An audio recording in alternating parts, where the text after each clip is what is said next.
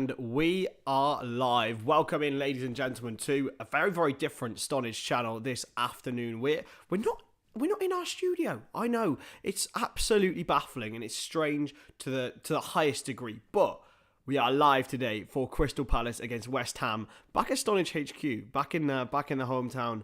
Didn't bring my green screen along with me, but still wanted to get a stream out for you guys after a bit of a poor week from me. I'm not going to lie.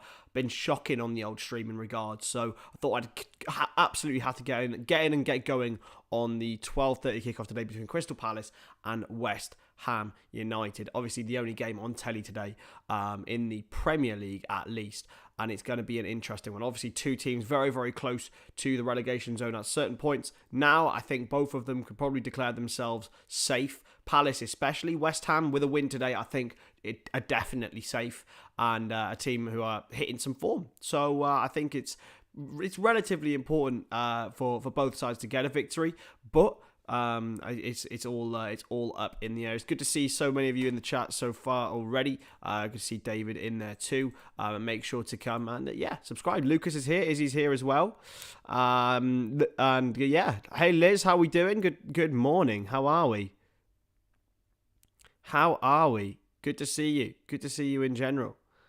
It's going to be an exciting one today, and also for the first time ever, I think on the Stonadge channel, I won't actually be behind on the game. I've got it on an actual Sky television, not me being poor on Sky Go. So it's actually quite good. I'm feeling good, lads. How are we doing? Like this feels weird. This feels weird. Must be an early one for you, Liz. Must be an early one for you. Oh, well, lads. It just feels strange. It feels strange not being with my green screen, but it does feel nice and liberating, you know. It feels like my studio's naked. But it's going to be a good one today. I really do. I think it's going to be just pure Barclays, lads. We've got Crystal Palace and West Ham at 12:30. Falafel, how are we doing this morning? Good to see you. Good to see you as always. No, the cats are still in the living room, unfortunately. So they may wake up. But that's just how it is. Yeah, I haven't even gone through the teams yet. As always, I'm slacking. For Crystal Palace in goal today, Sam Johnston, of course, England international. Joel Ward, Joachim Anderson, Mark Gay, and Tyrick Mitchell all are the back four. Cheikh Doucouré, Jeffrey Schlupp, Michael Elise, and Ebre Eze are the sort of midfielders and attackers, with Zaha and Ayew. Of course, we're getting towards the end of Wilfried Zaha's Crystal Palace career, so you know, it's a disappointing end, I think. Realistically, he'd have wanted to finish with a bit more of a flourish, but Palace have always just been a mid-table to lower end side, and that's just the way that they've gone about things. For West Ham United in goal is Lucas Fabianski, Vladimir Sofal, Kurt Zouma, Agerd, and Emerson Palmieri in the back four. Declan Rice and Thomas Souček and Lucas Paqueta, who's got 3 goals in 3 games, including that goal against Liverpool the other day, with Fornals, Antonio and Bowen in the front 3. I've got a very small sofa and it looks like I'm talking to a vacuum cleaner. What? It's not small, it's just the angle. It's a 2-seater sofa. So... And the angle's a bit weird, but that's just the way it is. Talking to a vacuum cleaner? What are you on about? New glasses, by the way, lads. Thoughts? It's a debut for the new glasses. I got them on Wednesday. I was going to go live on Thursday, but honestly, lads, uni work, right, last 3 deadlines, very, very close to finishing now. I've got 3 more deadlines, one on May 8th, one on May 12th, and one on May 19th, and that is going to be the day that I celebrate, as it's going to be. But obviously, the streaming had to take a back seat, but we are back today for a cheeky 12:30. I've gone for 2-0 West Ham today, by the way. I've got a feeling West Ham will get the victory. I think Palace, the draw against Everton was a representation. I think they're safe. You know, they'll be absolutely fine, no problem. Roy Hodgson's gone in and done the job that he needed to do. I think West Ham realistically will come through and be victorious today. I think they've got too much quality, and I think they're starting to realise their quality now. there's still an opportunity for them to go and finish, 11th, 10th, even if they wanted to. They should have had a better season this season, West Ham. We all know this, but if they do end up finishing, say, 11th in the league and winning the Conference League, for me, I think that's a successful season for West Ham United. It genuinely is. Winning a trophy, I don't think they've won a trophy like ever. It seems like I don't know the true stats on when West Ham last won a trophy, but they probably should have. They probably should have done.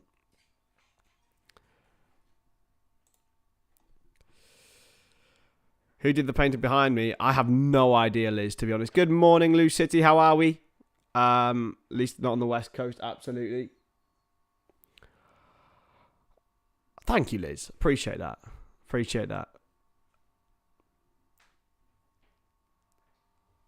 You alright? You okay? Cat coming in. A cat coming in.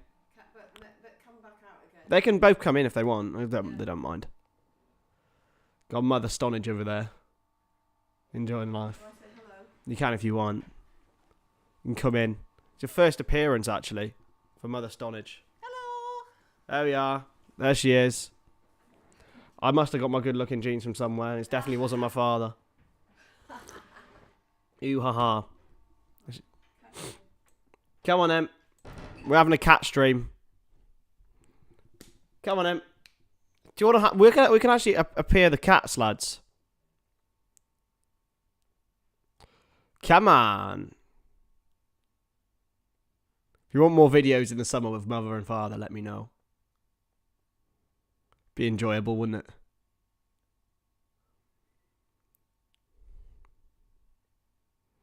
Big up Mother Stonadge. What a hero. Hello, Edward. Do you want to see my cats as well, lad? Oh, no, he's not coming up.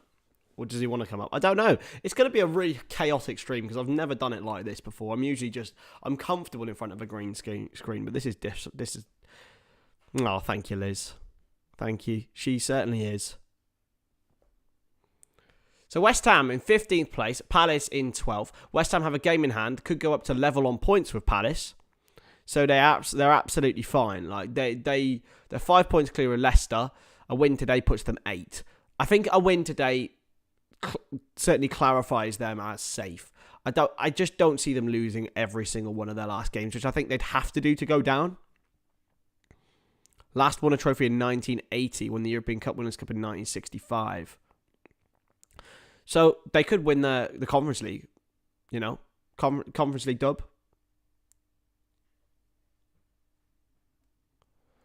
So Palace's next manager odds are Ralph Hasenhüttl, Rafa Benitez 6-1, Carlos Corberán 9-1, Nuno Santo 10-1, Marcelo Bielsa 10-1.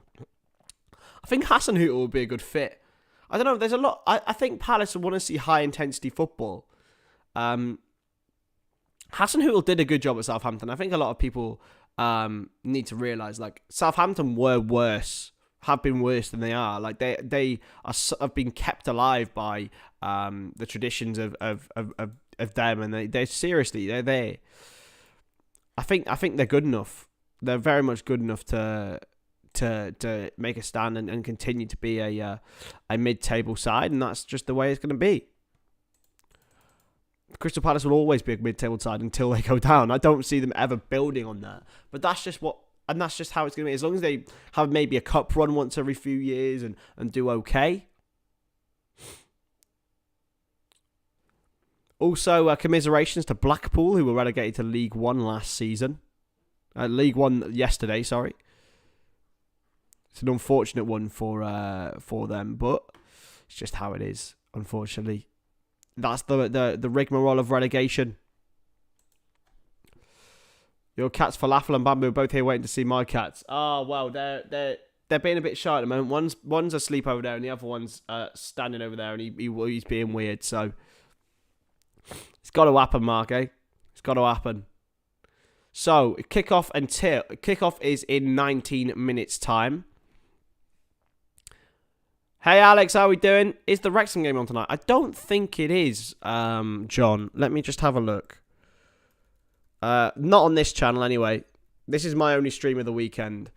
Let's have a look. Oh, it's on National League Telly, I think. Yeah, National League TV. So it's on a streaming service. But there's no other Premier League games on. And of course, tomorrow I'm going to see Liverpool v Spurs. So there's no live stream from me then.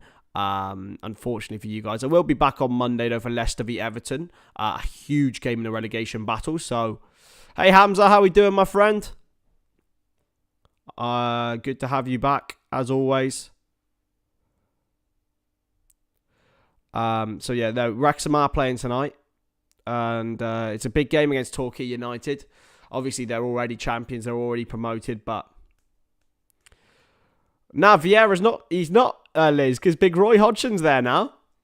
Vieira got sacked, didn't he? Honestly, lad, it's been a weird season for managerial sackings, and no one can hardly keep up. I'm the same. I can't hardly keep up with it all. But yeah, Roy Hodgson's there. Roy Hodgson against David Moyes, over 1,000 Premier League games between them. The two oldest managers in the Premier League, both potentially leaving their clubs at the end of the season. Roy Hodgson definitely is. I'm not sure about David Moyes. A lot of West Ham fans want him to go, and a lot of some West Ham fans want him to stay. And if they win the Conference League, I think there's no better opportunity for them to go and win the Europa League then. That's the way. That's their route into the Champions League for me. I don't think West Ham will ever be a top 4 club unless they get tremendous investment like Newcastle. But they're certainly good enough to be in and around between 6th and 10th, and that should be where they're aiming for. Everton getting relegated. Yeah. So let's talk about that. I don't see them picking up any other points this season, apart from maybe home against Bournemouth at the end of the season. They've got a really tough run, so if they don't beat Leicester, they're gone. They're dead. They are dead and buried. I thought Dyche should be the one to keep them up, but it shows how poisonous the club is that even Sean Dyche can't keep him up. Like that's a genuine issue. So yeah, there's a couple more things, Liverpool things. Obviously, we'll talk some Liverpool now. James freaking Milner. Potentially leaving at the end of the season. David Ornstein broke yesterday that he would be going to potentially be joining Brighton and Hove Albion under Roberto De Zerbi. Good move for all parties, I think. I think he's probably not good enough for Liverpool, even for the 10-minute cameos anymore. Like, I love James Milner, and he's a model citizen and professional, and he will go down as a Liverpool legend. But the fact is, he just had to go. There needs to be a change of the old guard now. But yeah, I think he'll make a real great asset to Brighton, just like Adam Lallana has. And yeah, I think as long as we establish a good relationship between the two clubs, I think that would help as well. Especially if we're potentially looking to sign, say, one of their midfielders. Please, McAllister, please. I'd absolutely love McAllister. Oh, try not to bash my bloody mic. Yeah, McAllister would be stunning, but and hopefully Milner can convince him to when he goes there, and Lallana can too. Yeah, that's it's a shame. It's a shame about Milner, but all good things have to come to an end. It's the same with Firmino as well. They signed in the same summer, so that's 8 years of service to Liverpool from both of those players for a combined fee of £31 million. I mean, you can't really get much better than that, can you? He's been such a good servant. Both him and Firmino, they've both been amazing. But as we say, just got to move on now.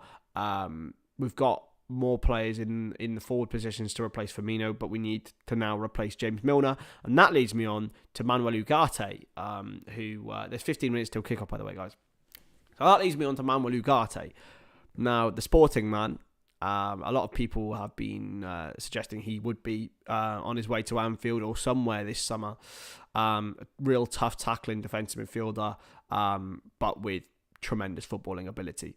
Someone who I would bite your hand off and say that it would probably be the best value for money we would get, because from the Portuguese league, I think that's probably the best place you can go now for talent. It would cost money. I would say probably 50 million, but we've got to spend that money. And I think he's a good young alternative to Fabinho. Fabinho is slowing down. We all know this. He's had a pretty shocking season. I don't want to get rid of him. I think he'd probably be a good backup next season. Can also play centre back, right back.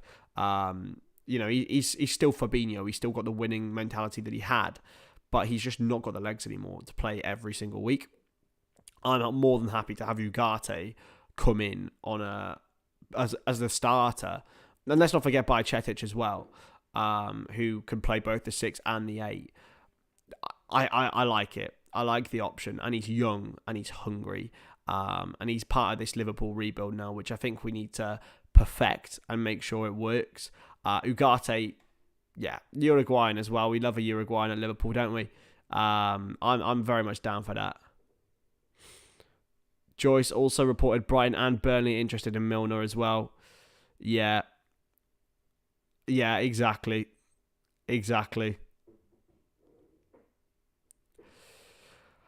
I do think Milner's played better than Henderson, but Henderson has got years on his side. He's got 3 years left. I think he's 3 years younger than Milner. Look, you guys know what I think of Henderson. I don't think he should be anywhere near the starting 11, but we can't get rid of both of them in 1 year. I don't think that would be fair on the younger players. I think you need to have these role models as humans. Henderson needs to be confined to bench football next season and Europa League. Nowhere near the starting 11 for the Premier League games, in my opinion, especially if we go out and purchase Ugarte. I think now Curtis Jones has now leapfrogged him, which says it all. I love CJ. He's an absolute bloody legend, in my opinion. I think he's going to be a top player. But even when he looked like he was down and out, he, for me, has now leapfrogged Henderson in the pecking order. So you've now got Elliott, Thiago, Jones, Fabinho, all ahead of him. In the future, you will probably have another 2 midfielders, plus Bajcetic and Morton as well. In fact, Bajcetic and Morton are ahead of him as well.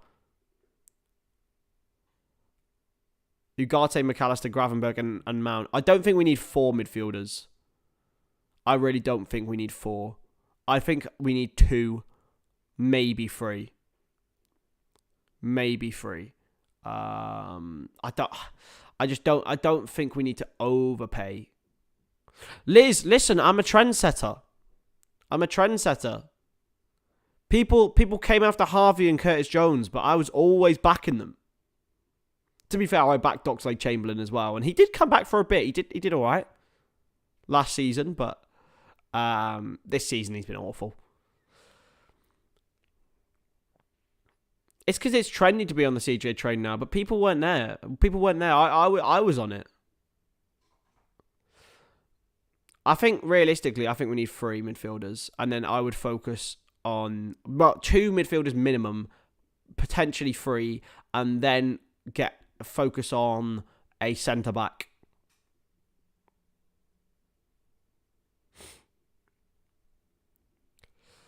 Exactly, Falafel. Falafel, man, look, to be honest, right, I look at this season, and I hate to be a bloody over-optimist, but if you handed me Europa League after some of the awful performances we've seen, I'd have taken it. Like, we have seen some absolutely awful performances, especially sort of January. Brentford, Brighton, Wolves. I genuinely thought we were finishing bottom half. If you'd have said we'll finish 5th or 6th, I'd have taken it, seriously. The boys have come back in recent weeks and look better. We're winning games again. So yeah, for me, you got your midfield options next season: Elliott, Jones, Bajcetic as your young options.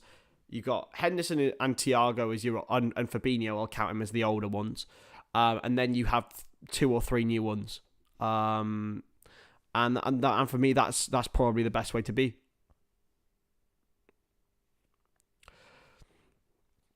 I don't think we need more than that. And of course, you've got Tyler Morton too, who's had a lot of minutes for Blackburn Rovers this season.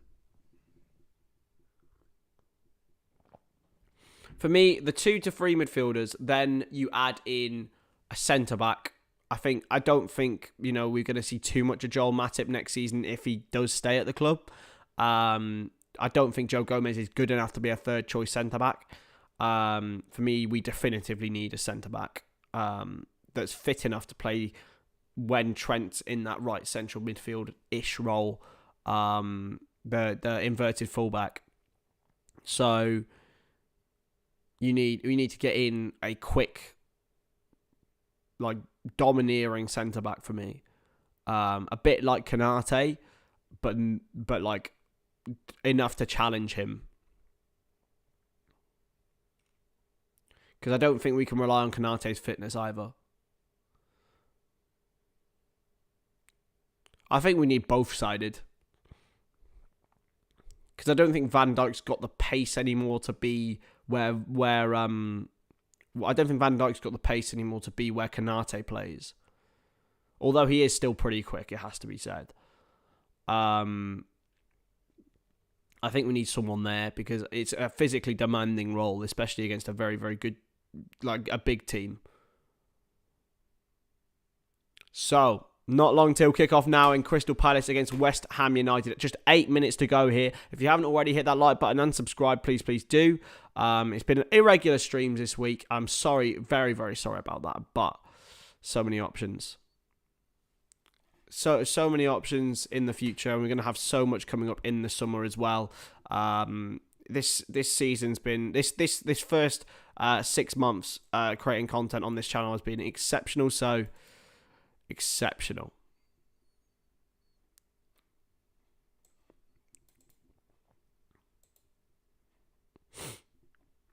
Come on. Facundo Medina as a left centre-back option. Yeah, I can't profess to have watched much of Facundo Medina, but a lot of people are saying he's good. I think there's Lukeba as well. A lot of people are saying he's a really, really good young centre-back. It should be a young centre-back we're after now. For me, I don't think we need more experience in that role. You've got the experience there for Van Dijk for the next 3 to 4, 5 years still. I think he's going to last that long because he doesn't rely on pace.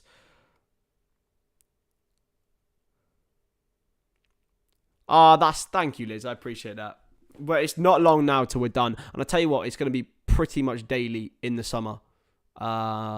With panel shows, with my shows, and a backup goalkeeper. Yeah, I think with podcasts, I'm going to try and line up a few podcast guests.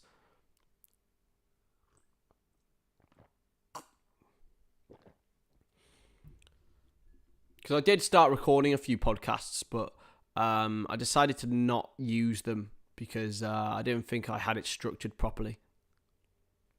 But yeah, I think realistically you're looking for Liverpool now for the rest of the season. So we're 5 minutes till kickoff now, by the way. For Liverpool now for the rest of the season, you're gonna get for next season. You got to have at least 2 midfielders, probably 3, a centre back, a goalkeeper, maybe a right winger. But I think we're okay there. I think Diaz can play there. So, Crystal Palace against West Ham United. Palace, of course, resurgent under Roy. West Ham United back in some form of vein after... Some vein of form, sorry. Some vein of form. After their pretty shoddy run of this season. But if they win today, they could go as high as 13th. For me, they've got one of the most talented squads in that bottom half, obviously barring Chelsea. They're in 15th at the can take them as far as 12th, above Crystal Palace, and just 2 points behind Chelsea. To be honest, I think they should be aiming to finish above Chelsea, and then maybe even looking to turbocharge and maybe catch Fulham or Brentford. If they do that, it'll end up being a very good season for West Ham United, I think. That obviously for Crystal Palace, I think they're probably safe now on 37 points. Maybe one more win to guarantee their safety. But realistically, can you see Leicester, Everton, or Nottingham Forest even getting up to 37 points? Probably Forest, just about, and maybe Leicester, but definitely not the Ev. So yeah, kickoff has been delayed, ladies and gentlemen. So we're gonna have to. We're waiting now. I'm just looking to get some information, but kickoff has now been delayed. I think it's probably to do with traffic. It's to do with the e-tickets at Crystal Palace. The e-tickets at Crystal Palace are not working. So I've just had a look on Twitter, and a lot of people are saying it's the e-tickets at Palace. The away fans are all in, but the Palace fans aren't. So there is going to be a delay in kickoff, ladies and gentlemen. So we're just going to have to waffle for a bit longer, I'm afraid. So yeah, the e-tickets not working outside Selhurst Park. Is my mum a Liverpool fan? She is, yeah. All of our family are. Huge Liverpool fans since the 70s.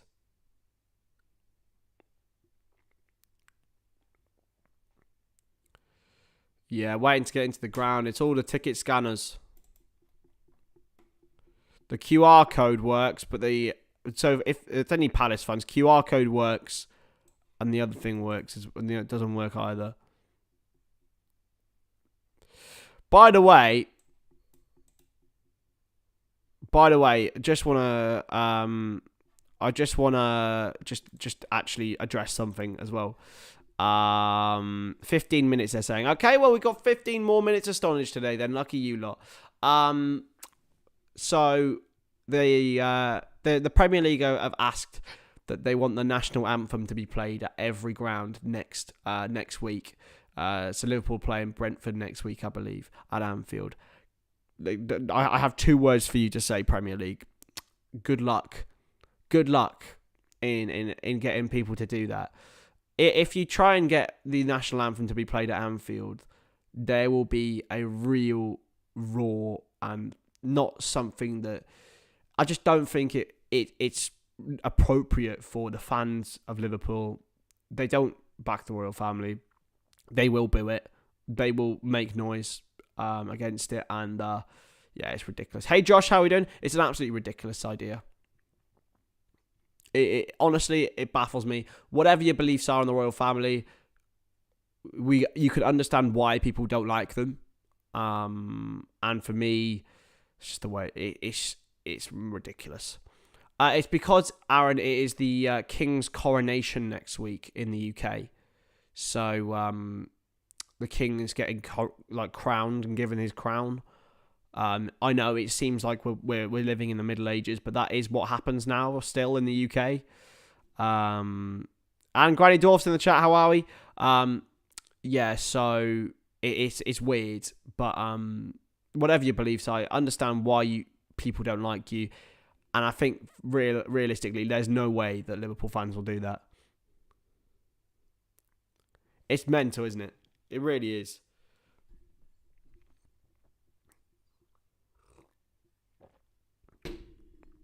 No, I don't have a ticket for the Brentford game next week, but I'm. It's not for me. Like, it's not for me.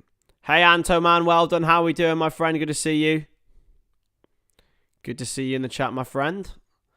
Game has been delayed due to faulty ticket scanners, so I'm going to put that in our little ticker down below. Game delayed by 15 mins. There we go. Look at this, lads. Absolutely top quality production. Yeah, listen, whatever your beliefs on the royal family, just don't force people to do things, and that is, I think, fair enough, right?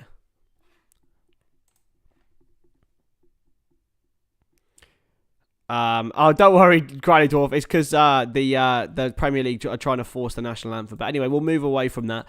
Let's talk about. We've got a few more minutes. 12:45 p.m. So 15 minutes. It will kick off. Let's talk about the Championship, lads, because that race is absolutely hotting up in that. So let's get the Championship. So this season, right? Obviously, Burnley promoted as champions, Sheffield United second place. But having a look at the playoffs, Millwall have thrown themselves into contention with a win with a win last night over Blackpool. So Millwall are pretty much, I mean, they're on 68 points, Coventry 66, Sunderland 65, Blackburn Rovers 65. They will probably still have to win their last game, but Millwall have thrown themselves into contention. Luton Town and Middlesbrough are already guaranteed places in the playoffs. But it's brilliant to see clubs like Sunderland, Coventry, Millwall, Blackburn, all pushing to get into the Premier League. There's still even a minuscule chance for Preston North End, but their goal difference is a little bit playing out of their favour. A little chance for them. Little chances as well for Norwich and Swansea if all goes well. It would be very improbable for those two sides. West Brom and Norwich are playing today. Later on, one of those sides will have their chances ended. What a huge league it is, though, lads. It's unbelievable. You see them, people have thought, Watford and Norwich would have come straight back into the league and done really well. But Watford find themselves in 13th place. They've had a pretty woeful season. Finally, it hasn't really worked out for them. Norwich, 11th. It shows the strengthening of the sides in the Championship. The likes of Luton Town and Millwall and Coventry are all fighting for promotion. It's exceptional. Will Palace season ticket holders get any retribution for this blunder? I have no idea. To be fair, at the start of last season, it was quite difficult for Liverpool fans to get in, I remember. But it's mental. Good morning, Amy. Turnstile's not working. Looks like half the stadium's still trying to come in. Won't be surprised they won't start for another half hour. Yeah, they've definitely delayed it for another 15 minutes, Amy. So, unfortunately, there we will have to wait. But we are got an extra 15 minutes of me now, you lucky lot. Nisha Thailand says, West Ham need just 2 points to clear the average points needed to avoid a relegation. I think that average will be risen this season. I think it might be around 36, 37 points that you need. Obviously, it's now, I think it used to be around 40 points. It's now, you're looking 35 probably because the teams at the top are getting so much better. I think Palace and Wolves, you can basically say they're safe now. Elsewhere, Bournemouth, I think, need one more win or a draw, and I think one more win for Bournemouth and they're okay. West Ham, I think one more win, and they'll get more than that in their last 6 games. Leeds, Forest, Leicester, Everton, Southampton. I think those 5 teams will comprise the 5 who get relegated.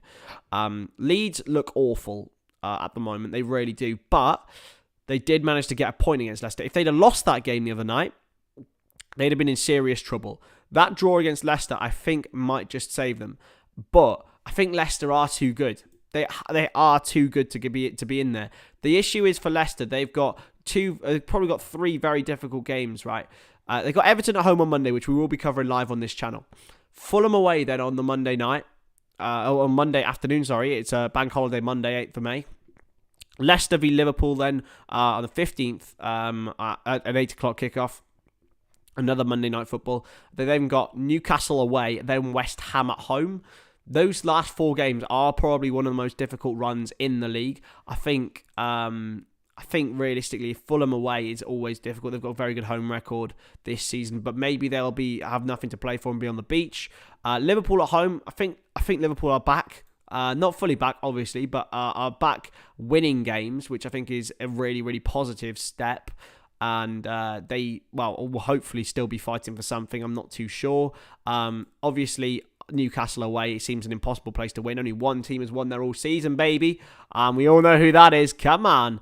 And then at the end of the season, West Ham United, of course, they still may be fighting for relegation, but they've got so much talent. It's so much going on there.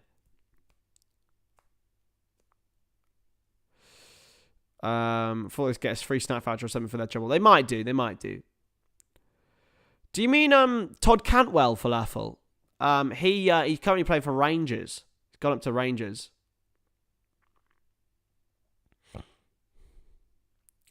Amy wants Sunderland to get promoted. Yusuf doesn't like Fulham, a nothing boring little football club. I know, but they're nice though, aren't they? They're a nice club. They're just it seemed like a nice bunch of lads at Fulham. And they play some good football, to be fair. I worry for them next season, though. I have to say. How are we, Chicken Master? I'm good, my friend. How are you? To be fair, they are Tories, Yusuf, they are. But it just seems like a nice little place, to be fair. I'm not bad.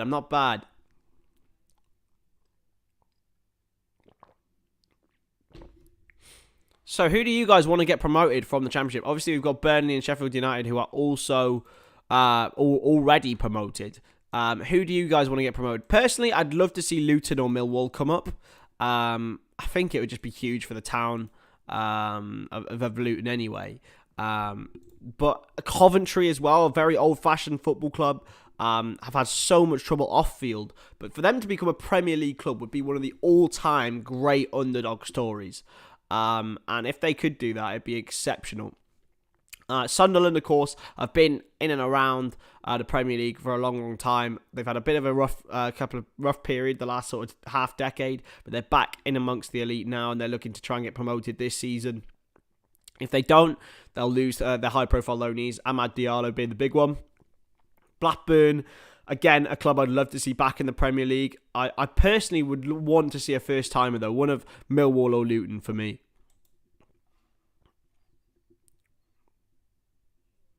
You think Mitrovic will go to another club? Nah, I think he's a Fulham man. He's a Fulham man. Have Millwall ever been to the Premier League? Not since the reiteration. Sunderland went to League One, Aaron, my friend. They went to League One. I want to see Coventry in the Prem, says Yusuf. To be fair, I would like to see Coventry back up. Especially because of the stories they've had, especially off the field. It's been really, really hard for them. Oh, Chicken Master, my man, don't worry. I've only streamed once this week because it's been so busy. Been so busy with uni work, but I will be back next week, of course. Leicester v Everton on Monday. I'll be live for. And then, of course, let's not forget the Champions League semi-finals coming up in a couple of weeks' time as well. I'm so excited for them. Sky Blues Derby, Coventry City v Man City. That'd be, it'd be interesting. They were probably fighting back in the day for relegation, let alone now. It would be pretty much top v bottom. But I'd love to see just one of those old traditional clubs. Middlesbrough as well. I mean, Middlesbrough haven't been to the Premier League since 2016-17 under Aitor Karanka. They were unlucky to go down that season, I feel. I think they sacked their manager a little bit too early, and it just didn't really work out under Steve Agnew that time. But they're a good side, Middlesbrough, under Michael Carrick as well. Exciting. I think they'd be the one team I don't want to see come up, really. I just want to see one of those three underdogs in Luton, Millwall, or Coventry for me would be the three that I want to see.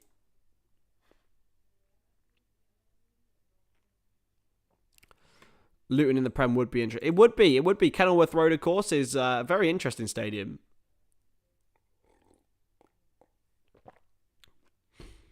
I mean, they play dreadful football, but I think it'd be really interesting. And they've got a fantastic coach in Rob Edwards. Will I be here for Liverpool Spurs? No, my friend, I'll be at Anfield, Granny Dwarf. I'm sorry, man. I know you like watching me for the Liverpool games, but I will be at Anfield, my man. It's just a normal, lukewarm cup of tea, my man. Liz, it is. Adam says, come on, Crystal Palace. I haven't asked for your score predictions yet, lads, because I don't know when it's going to be kicking off still. I'm just trying to get in some news now.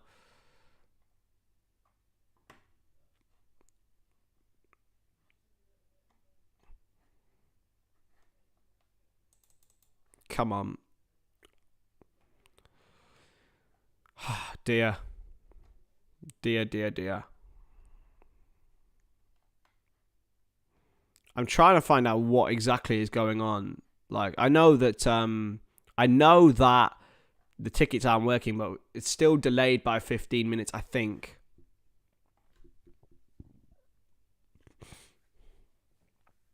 Crazy how it's Wrexham's final day in the National League. I reckon if they get the right players, they're able to get promoted next season too. I agree. Oh, the players are about to come onto the pitch now.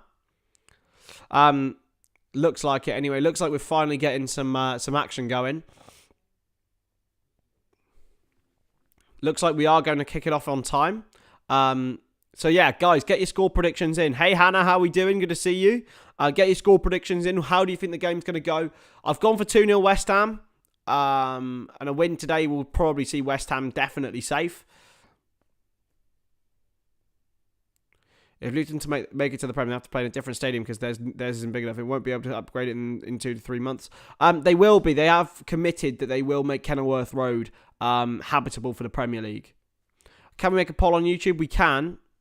I can do it. What do you want me to poll? I'll do it in a bit. 2-1 says Hannah. 2-2 says David. And anyway, we are going to be getting underway very soon. Wilfried Zaha and Declan Rice leading their sides out, potentially for the last time against each other. 6-4 says James. That'll be interesting. I'd love to see a 6-4. If Palace win, Chelsea are below them, which is funny. That is very true, Biana. 2-1 Palace, says Yusuf. So, we can get rid of the game delay by 15 minutes, and we can get cracking very, very short. I'll change it to Kickoff. There we go.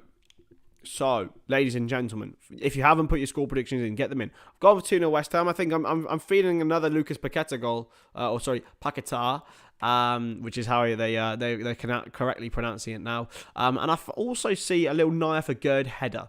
2-0 West Ham. I'm feeling it. Lads. David Moyes against Roy Hodgson.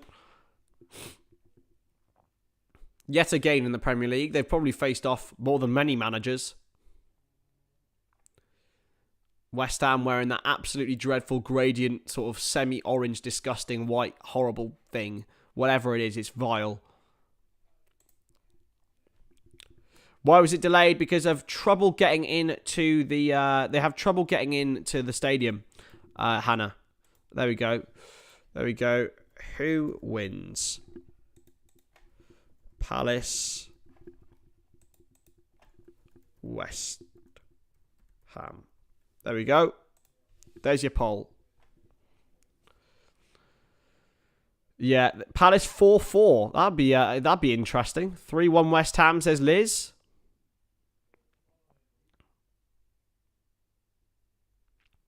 Do you like it, Aaron? I hate it. It's horrible. I hate West Ham's horrible white away kit. But let's go through the teams again.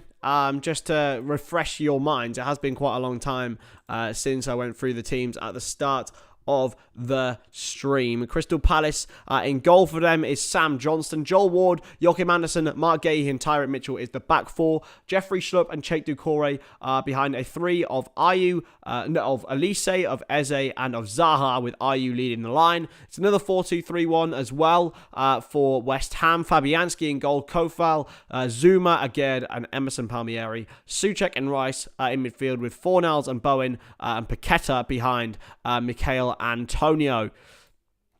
In very, very good form. And as you say, please subscribe and hit the in the button. Yeah, absolutely. It's Palace, so it's going to be a draw, says Biana Parna.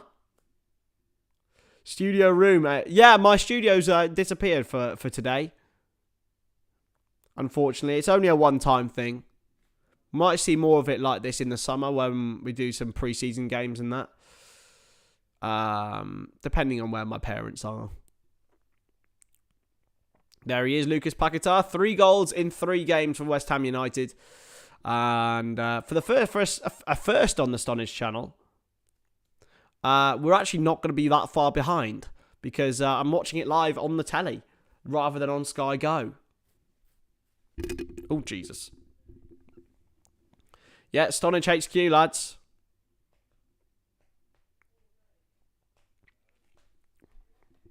Yeah, as the good man Mr. O'Connor said, please like the stream, subscribe, share the stream, and all that good stuff as well. I'm trying to get to 1.2k as soon as we can, even though I'm being super lazy and not streaming all the time.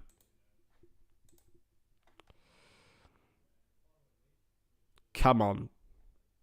I'm looking forward to this, lads. I am. I think it's going to be an exciting Heritage Barclays game, but I might be wrong, and it might end up 0-0. So that shows how much I know about football. And there comes Craig Pawson, the referee today. I actually know the referee this time, David. Palace 0. West Ham 0. It could well end this way. It may do, but that's football, lads. And Palace will be the side that gets us underway. It has been a delayed kickoff due to ticketing issues. But it is finally time for us to get underway here at Selhurst Park. 15 minutes delayed. And we are off. Here we go. Crystal Palace get us underway here then. Mark Gahey just going to launch it down the left-hand side. Looking for Ayew, who's trying to get him behind. You know, Palace are doing all right when Jordan Ayew starts scoring, and he certainly did that. He did so. He scored twice at Leeds. There they are. Crystal Palace fans, what widely regarded as one of the best in the league, in my opinion anyway. Joachim Andersen launched forward. In behind, and it's Zuma and Sofal who will see it back to Lukasz Fabianski. It's interesting to see what happens with West Ham's goalkeeper situation next season. Areola, of course, played most of the European games, but Fabianski has sort of regained his place as number one. But here's Declan Rice for West Ham. Inside for Paqueta, and he's been challenged, but West Ham have now fouled Jeffrey Schlupp, and it's a free kick to Crystal Palace. So high intensity start from both sides.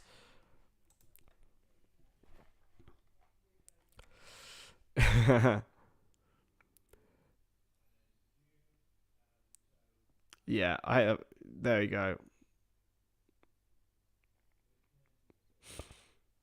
It's a challenge by Souček on Eze, and it's a free kick to Palace in the midfield. Who's going down? I think Southampton and Everton are definitely down, and it's one of the four above them then. I'd be tempted to say Leeds, but I want it to be Leicester. I think Leicester are the best team out of all four of them.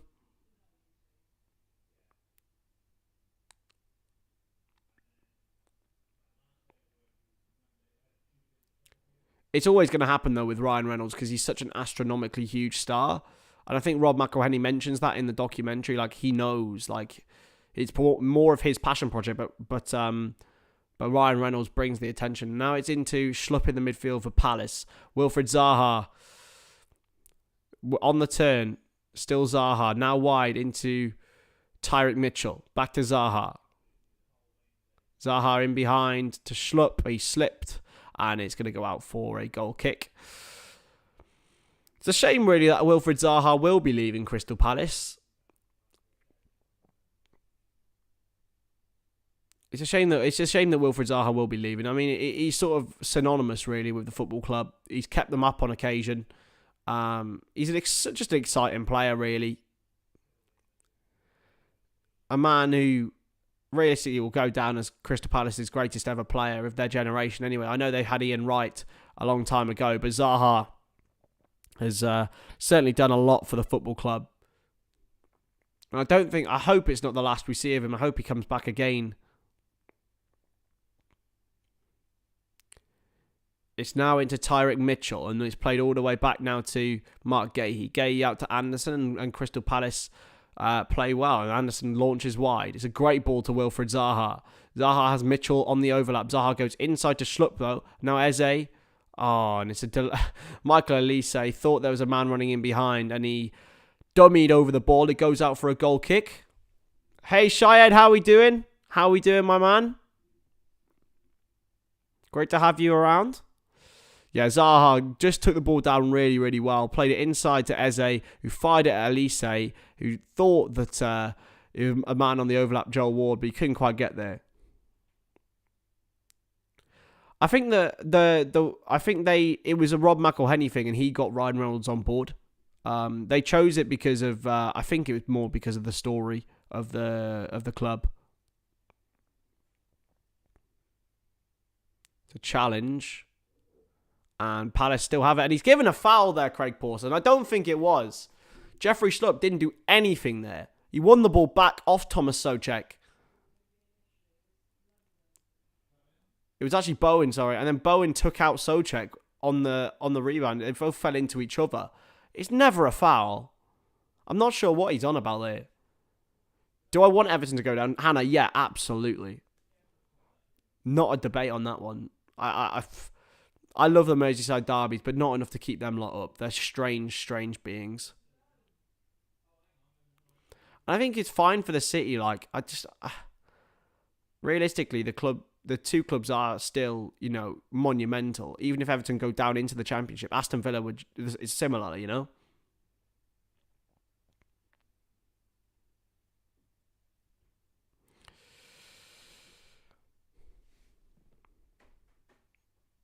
Going to be a throw-in now for Emerson Palmieri. 5 minutes now ticked by in this delayed game at Selhurst Park, delayed due to ticketing issues. Well won by Ward. Palace still fighting for the ball here. Ayew backs into his man, but wins the ball back. chip towards Zaha, headed away by Sofal. And Schlupp. It's a real bitty game so far. Palace have had 80% of the ball, though, and they continue to attack now with Michael Elise. Elise still wins the corner for Crystal Palace. Emerson thinks it should be a goal kick, but it is a corner. The derby is the best in the world. Nah, it's not. It's not. Like, it's so one-sided. Like, obviously I want Everton to be bad, but it's the golf even this season has been incredible. Played short to Eze. Now Elise gets the cross in. It's not a bad one. It's headed away well though. Headed back inside to Ayew, who lays it off through Cheikh Doucouré. Now Zaha. Bit leggy, and it's intercepted well by West Ham United, and Antonio will battle and will drive forward, but he's up against Wilfried Zaha, who has fouled him, and it is a free kick to West Ham.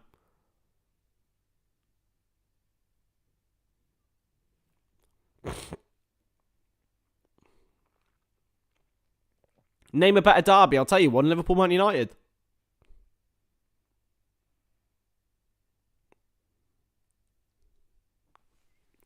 But North London derby, literally most of the derbies in the Premier League are probably better than the Merseyside derby at the moment because it's so one-sided.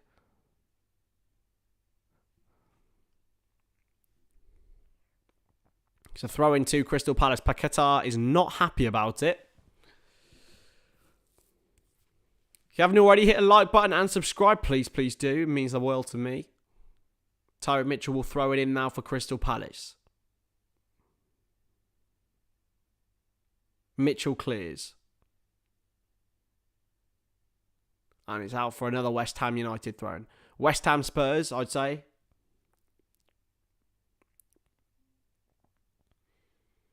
There is Roy Hodgson wearing fully suited and booted. It's quite a rare occurrence for him. Big up Roy. I can't help but like him.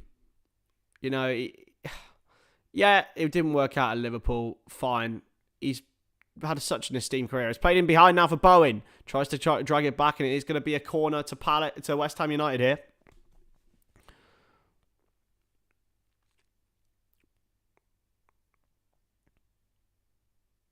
Was Bowen onside? I don't know whether there was a flag given here.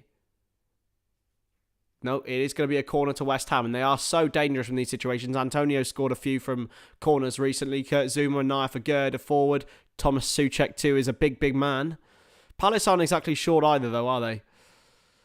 Here's Bowen with a cross, and then behind by Mark Gahey for another corner.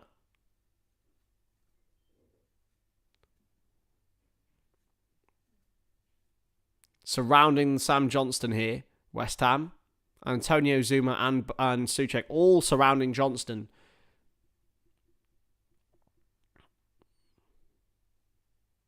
Bowen with another corner has come to the back post. It's going to be blasted in by Thomas Souček. And West Ham United's threatening corners come back to haunt Crystal Palace. And 9 minutes in, they take an early lead at Selhurst Park. Souček, a man who's been much maligned all season, blasts it in through a crowd of bodies. And it's a real poor start for Crystal Palace. 1-0 to West Ham United, and the fans who got in there early have been rewarded. It's a shocking clearance. I think it's... who's headed that ball away? It was Michael Elise who headed it straight to Thomas Souček. He's had a pretty awful start to the game, Elise. He probably had time to take it down and clear it, Elise. But Souček scores. 1-0 West Ham. As simple as that and easy as that.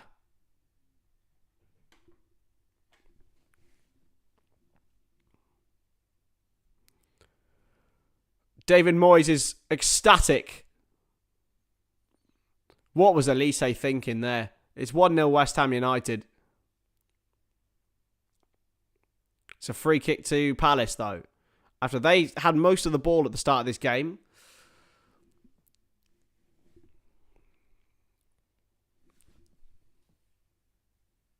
Super Tommy Souček with the goal. It's a pretty woeful season for West Ham. And Mitchell goes over the top towards Zaha. He can't quite get there. And it's a goal kick to Crystal Palace. To West Ham, sorry. Palace are going down next season. I think we say that every season, though, don't we? They've got so much talent. I think Mitchell, Elise, Eze. You build your team around those three. Guehi, too.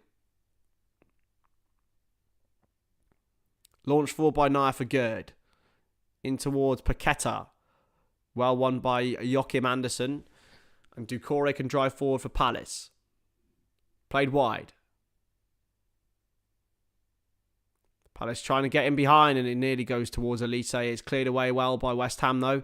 Well won by Andersen again. And now Joel Ward. Eze, and he's been fouled. And it's a free kick to Crystal Palace. Pablo Fornals was the man who brought Elise down. He hacked down Michael Elise there. I mean, to be fair, Yusuf, they have they've stayed in the Premier League for 10 years now. If they stay up this season, 9 seasons, it's a really good return for Palace, and they're never going to be anything that they're not, you know.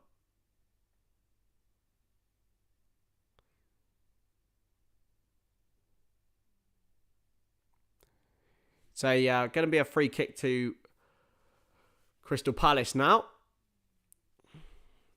Crossed in and headed away. Comes back out to Doucouré. And now Joel Ward.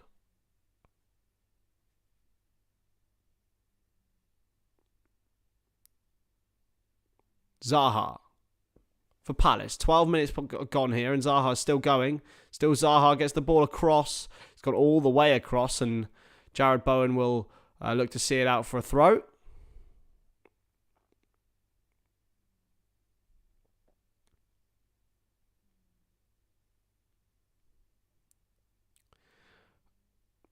It's going to be a free kick to West Ham United though. Elise did foul Jared Bowen and Lukasz Fabianski will clear.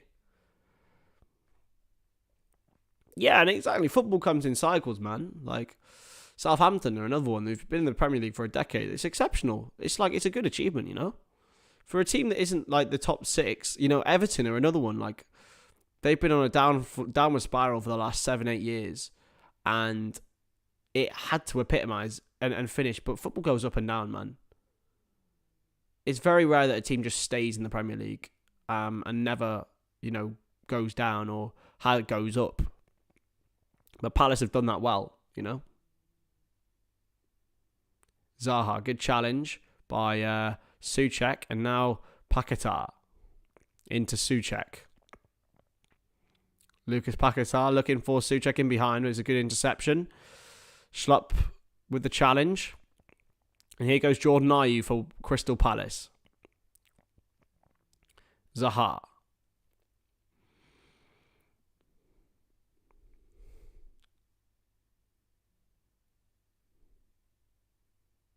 Eze into Schlupp. Doucouré to Eze in behind for Ayew. Ayew takes the shot and equalises for Crystal Palace. It's a brilliant finish from Jordan Ayew. He takes his shirt off. And it's Crystal Palace who hit back within 5 minutes of West Ham taking the lead. It's all about the pass and the finish at the near post. You have to look a little bit at Lukasz Fabianski here, I think. But Jordan Ayew with a powerful finish into the bottom corner. David Moyes looks perplexed. Jordan Ayew equalises, and we could be in for a bit of a high-scoring one here. Palace equalise. Jordan Ayew. It's a good ball. Doucouré with the pass into, I believe it was Eze. And the finish from Jordan Ayew into the near post. It was Elise with the pass. And Ayew into the near post. Wrong-footed Fabianski. He thought he was going to the far post. Ayew does it again for Palace under Roy Hodgson, and their record of coming from behind this Premier League season, they've done it 6 times to win games. Can they do it again this time? Roy Hodgson celebrates. And it's launched forward now. It's a good touch by Souček with his head, and he's going to get the cross in. Souček with the ball towards Antonio. Is he going to fall for Paquetá? He can't get there. He can now. Can he? Elise does. And now Eze for... And it's going to be a... What's he given here? Oh, bit of a head injury for Michail Antonio, actually. Nick Nack, how are we doing? Good to see you.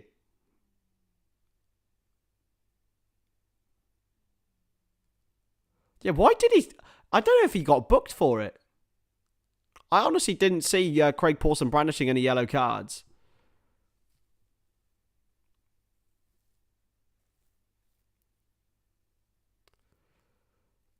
To be fair, so yeah, Jordan Ayew did get booked. It has just come up that he did get yellow carded.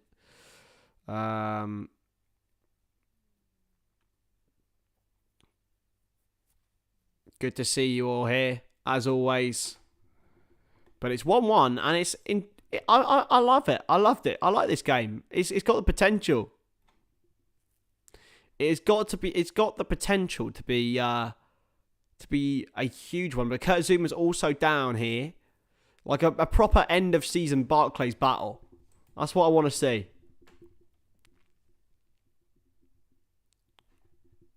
That's what I want to see, right?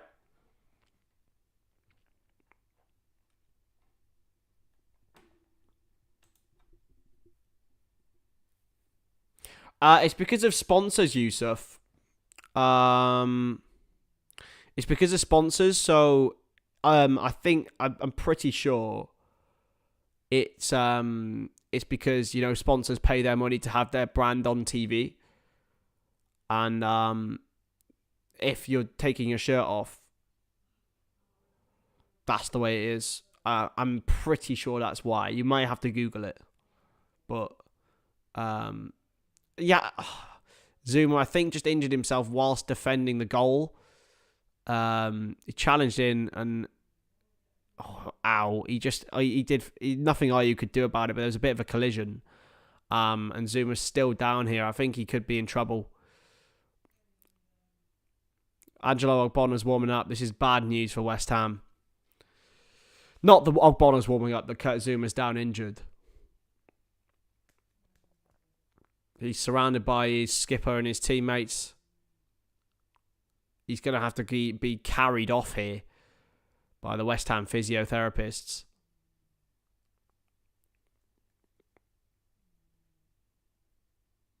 Sad for Kurt Zouma.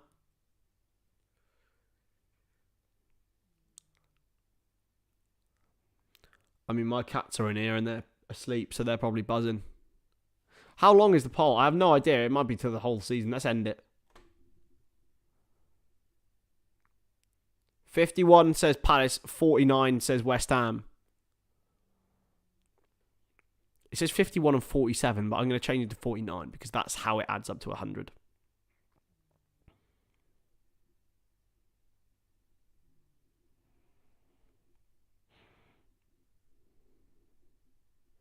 Yeah,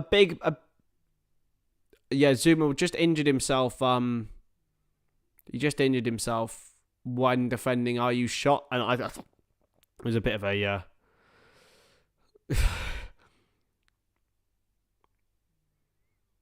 it's bad. Yeah, he's hurt. It might be an ankle issue here. Yeah, I converted 47 to 49. I have no idea what the other 2% voted for, Nick Nack. I think it's a YouTube fault. It's launched forward by Anderson towards Elise, whose awful start to the game led to an assist, and it's been played through on this right-hand side again. Here's Michael Elise. Ayew with a flick! Zaha has scored! It's 2-1 to Palace. Wilfried Zaha scores at Selhurst Park, and they take the lead from behind, and it's 20 minutes in here, and we have 3 goals already. Wilfried Zaha, it all came from the creation of Elise, the back heel from Ayew, and he just about gets it in. The Palace fans go absolutely mental, and they take the lead against West Ham United after 20 minutes, after going behind so early. Crystal Palace have turned it around. There's a long ball from Anderson. Elise missed the header, but it was regained by Palace. It was awful defending by West Ham United, by Palmieri, it has to be said. Elise played the ball across, flicked on by Ayew, and Zaha literally couldn't miss. It's really, really good play from Palace, and they take the lead. It absolutely does. A good finish as well, actually, from Zaha. But this game is not finished with the goals yet, I don't think. That's Wilfried Zaha for you. And hello, West Ham are in the box already here with Bowen. Bowen gets the chip across. It wasn't a bad ball, you know, and Anderson had to hook it away for a throw-in. Zaha, it was an open goal, but there was a defender right in front of him, so technically it wasn't. And he angled it into the top corner. Really, really well. It's a goal and an assist for Ayew, but Elise's done so well. It's a free kick here for West Ham, though, in a very dangerous position to cross. It's Emerson who was brought down. He was at fault for that goal for me. He gave the ball away far too easily. He had the ball flicked onto him, and Joel Ward, I think, may pick up a booking here. No? It wasn't even given as a foul. It's going to be a throw-in, and it's launched in by Emerson towards Antonio and hoiked away in the end by Eze. Chip back in and flicked on. Now Antonio. Well challenged, but it's going to fall for Souček. And it's a pretty darn pathetic effort this time from the Czech international. There we go. Honestly, yeah, this is prime Barclays, lads. Absolutely prime Barclays, and I love it.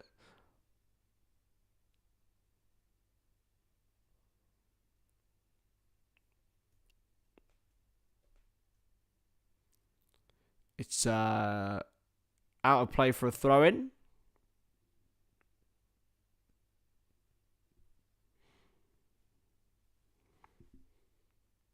Anderson now back to Sam Johnston. Guehi to Palace. Back to Johnston.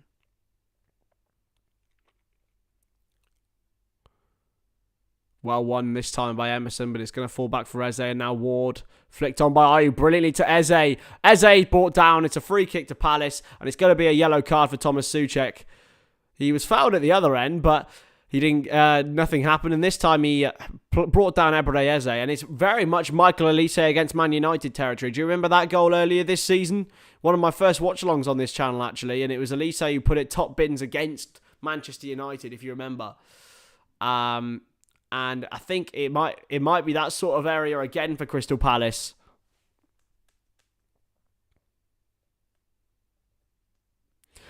Yeah, Liz, there is no other match on. You bang on. Nothing, no. I had no other choice. In fact, it could be exactly the same spot that Elise scored from. It might be a little bit further out, though. And that's why I think they might look to cross it.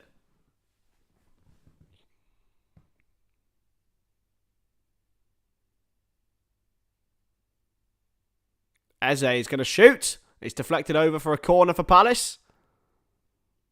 So yeah, I will be. I'll be doing. I'm going to Liverpool v Tottenham tomorrow, so there'll be no stream here. I may vlog it, but I don't usually like to vlog Liverpool games, just because it's my club, and I enjoy going and experiencing the atmosphere more than anything. Going to be Ebrede Eze who takes it short. Elise. Now Zaha. Back to Wilfried Zaha who takes the shot. It's well blocked. Is it going to fall for a man? It's not. It's going to fall for Agbona who will launch away. Antonio. It's Fornals in fact chasing.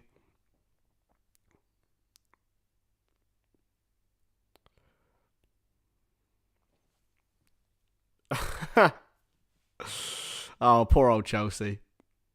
They're in trouble, aren't they? Bless them.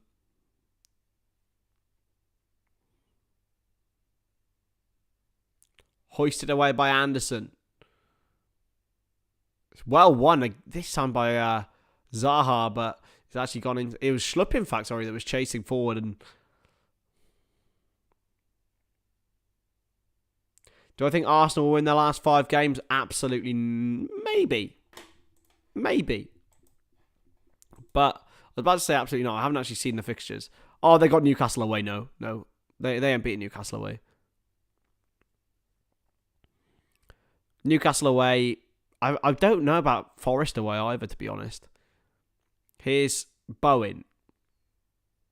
So foul. Chips across. Antonio flicks it. And it goes over the bar. It's very, very end-to-end still. So yeah, Arsenal's last 5 games are Chelsea, Newcastle away, Brighton at home, Forest away, and Wolves at home. I think they'll probably win 4 of those. I don't think they win Newcastle away.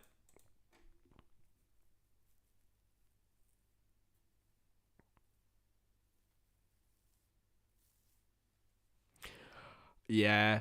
I'd love Chelsea to finish like 15th. It would be funny though. Eze hooks wide toward Paquetá.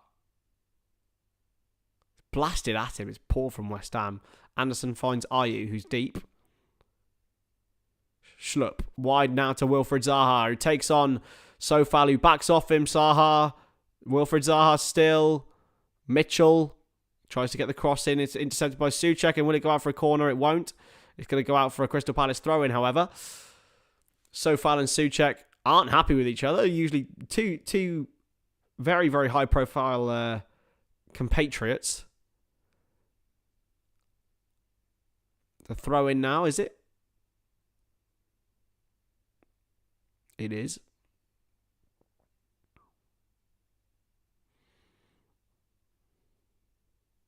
It's going to be a corner, actually. It's a corner. Oh, okay. It's going to be Elise who takes it. Eze takes it short to Elise. Two are very similar. Zaha. Cross. Headed. Oh, just over the bar from Mark Gahey. Not far away.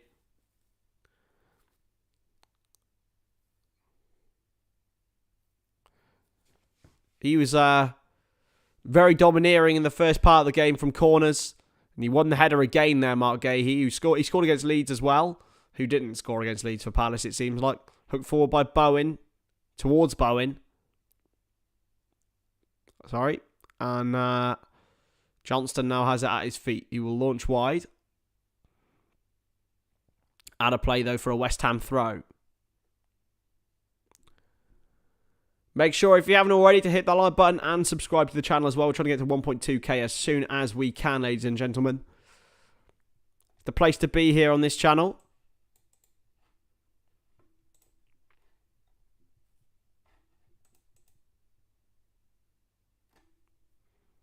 It's intercepted by Zaha, and it's going to be a West Ham throw.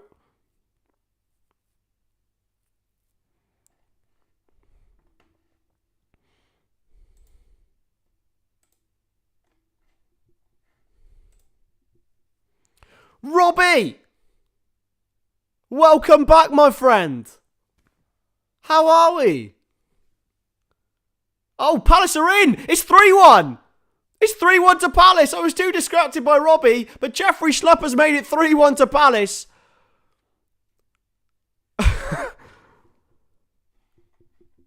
Crystal Palace.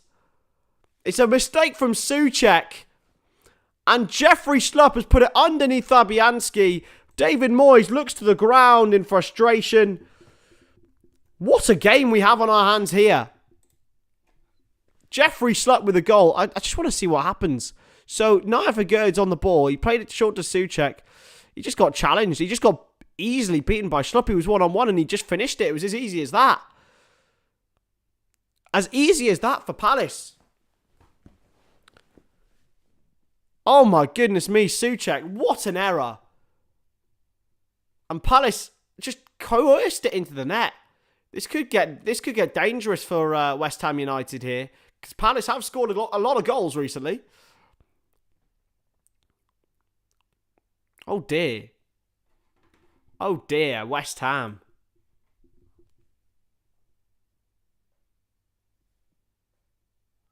How was the holiday, Robbie, my friend? How was the holiday? Souček. Chipped in behind by Sofal. It's going to be a throw into West Ham.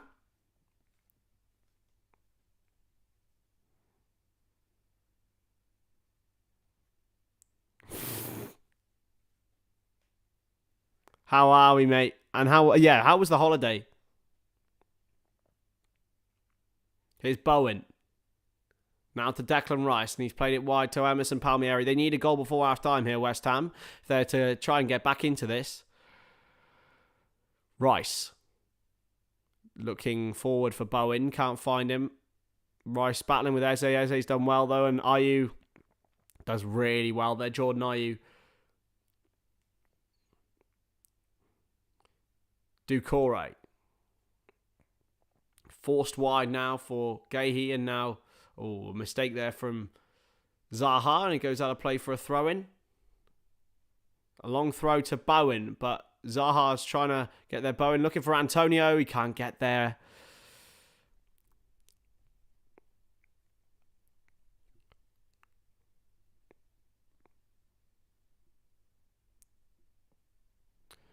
I think they need one more win, but they will get it. They'll be fine. Played forward and headed away by Ogbonna. He's going to fall back now, though, to Eze. He's been challenged well, and it's another foul this time on Jeff Schlupp, and it's a free kick to Crystal Palace. I think West Ham have the quality to win some games left. I thought they'd win today. They still might, You never know with the Premier League. Two more games in the Premier League today at 3 o'clock. Brighton and Wolves and Brentford against Forest. A win for Brentford may keep them just in with a shout for European football. A win for Brighton is pretty much needed. Otherwise, all their games in hand may not become worth it. But now it's in for Eze. Oh, it's not far. It was Schlupp, in fact, with a shot, and it was just over the bar. Eze played the pass, and Schlupp with the effort. Wasn't far away, and Fabianski's goal is getting a torrent of Crystal Palace red and blue thrown at it. It's going to be launched forward now, though.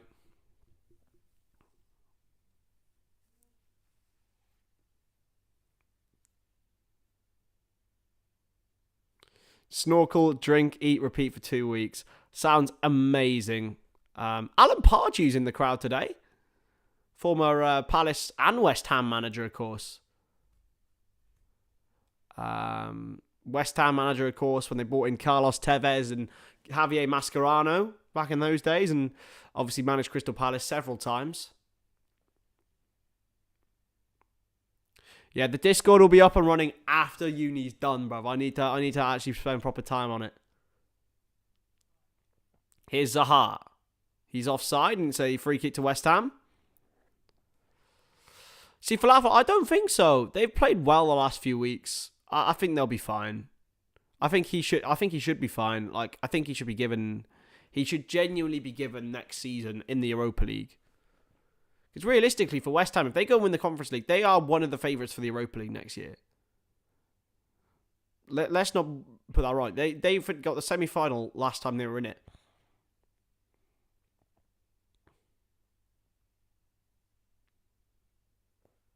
Back to Joachim Andersen. Declan Rice intercepts it well. Rice with a good turn.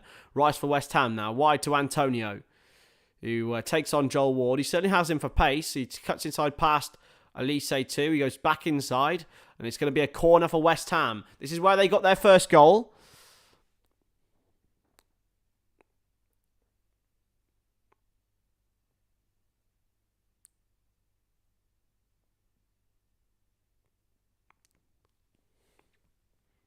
Going to be a corner now, though, for West Ham, and this is their route back into the game.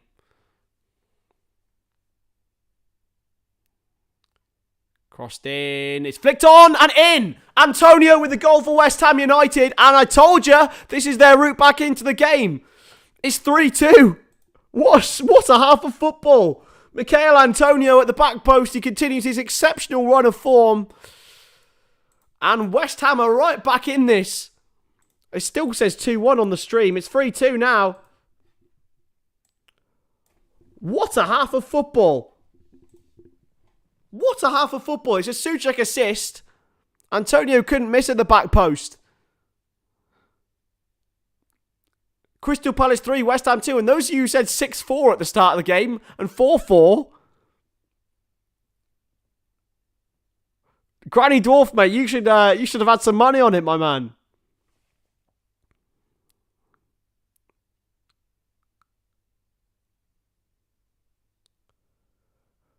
Headed away by a knife for Gerd, and this game has been exceptional. We've only had ever 1-5 all in the Premier League. And that was, of course, Man United against West Brom back in 2013. Fergie's last ever game, of course. Anderson heads away, and it's a throw into West Ham here. This is going to get interesting, isn't it? Before half-time. What a game we have on our hands. Here's Paqueta. Plays off his man for another throw-in.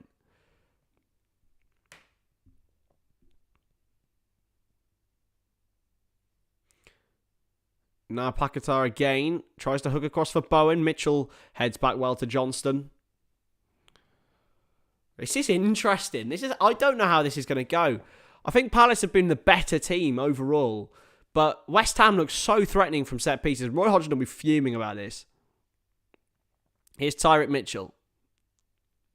Turns to Zaha. Under pressure from Sofal, but Zaha is just too strong on the ball. And now plays it wide to Joel Ward. Hooked away.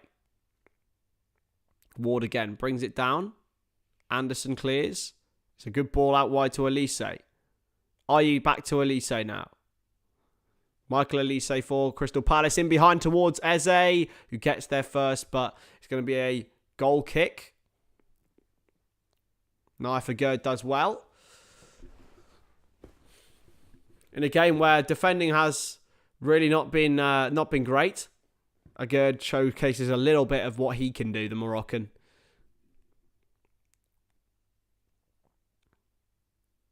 There was a little check for a penalty there, but it was a good enough challenge for me. Going to be cleared for by Fabianski though. Played back by Eze into Mitchell. Gehi. And now wide for Joachim Andersen for Crystal Palace. And they'll look to restore their 2-goal lead. And Ayew's in behind here. Is he onside? The flag stays down and Ayew plays it against Gerd. And it wasn't given as offside. He didn't even put a late flag up there, the linesman. Ayew must have timed his run to perfection. And it's a throw into Crystal Palace.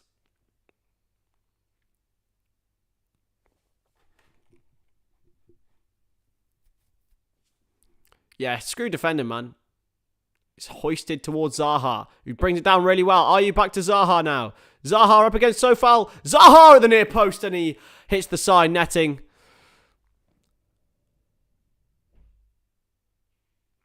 Chicken Master, my man, it is so busy. I tell you, it is incredibly busy right now. I'm even considering taking some work up on the bus tomorrow to the game. Not in the bus, on my way up to the game in the car. It's now into Ayew now, though. Zaha. And the man's there is Mitchell. Zaha now, though, back to Schlupp. And now Mitchell to Doucouré, who's got space to have a go here if he wants to. He doesn't. He instead goes to Eze. Now Joel Ward. Elise looking for an option. He's been closed down by 3 West Ham men. He instead goes back to Eze. Now Tyrick Mitchell. West Ham defending well here. But Ayew still has it. Now Antonio gets past Mitchell. Can't get past Gehi though. It's a good challenge. Now Doucouré to Anderson. He pings it wide to Elise. There's just so much room for Michael Elise if he can cut inside. He's got 3 men on him now though. He can't get past the strength of Emerson in that regard. Fornals back into Souček. He's lost it. Eze. Eze still going for Palace. Mitchell. Zaha. Mitchell. Oh, away this time by Aged and helped away by Sofal.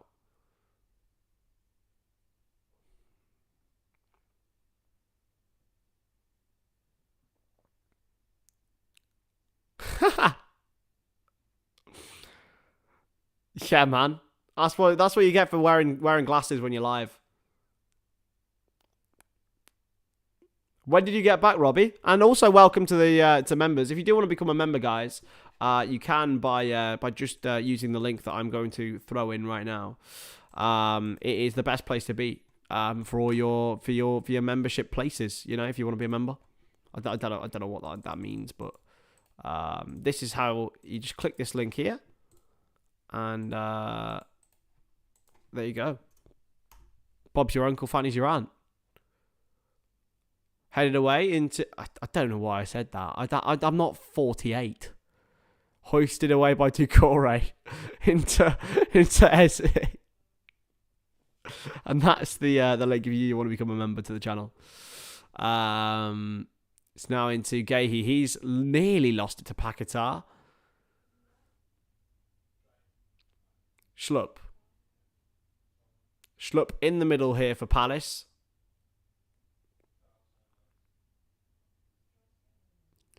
Yeah, we are going to, of course, the Discord will start soon. We're going to have a few like little games, nighty things once every month or so.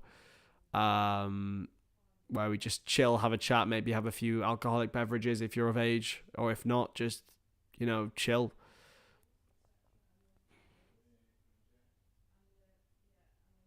Here's Zaha.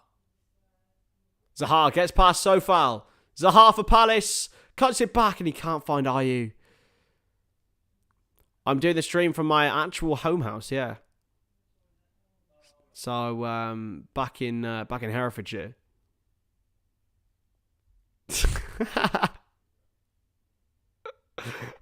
I don't know. That's advertising 101, Liz, right?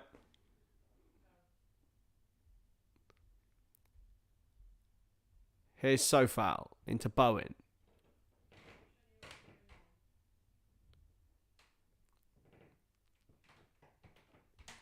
Now Rice. Can West Ham get themselves level before half-time? Antonio back on the right and he's fell over the ball. It's a good challenge by Elise. And it's going to be a Crystal Palace throw.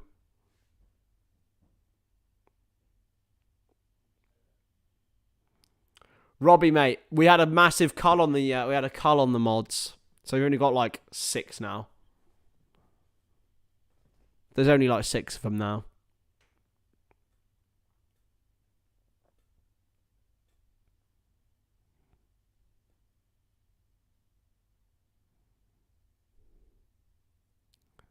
Going to be a throw-in into Angelo Ogbonna for West Ham. 2 minutes to go till half-time here, ladies and gents. Might shout and see if I can get my my mum and dad to make me a cup of tea. Peak of being at home. No Izzy though. It's a shame. Headed away. Jackie boy. How are we, my boy? Good to see you, as always, my good friend.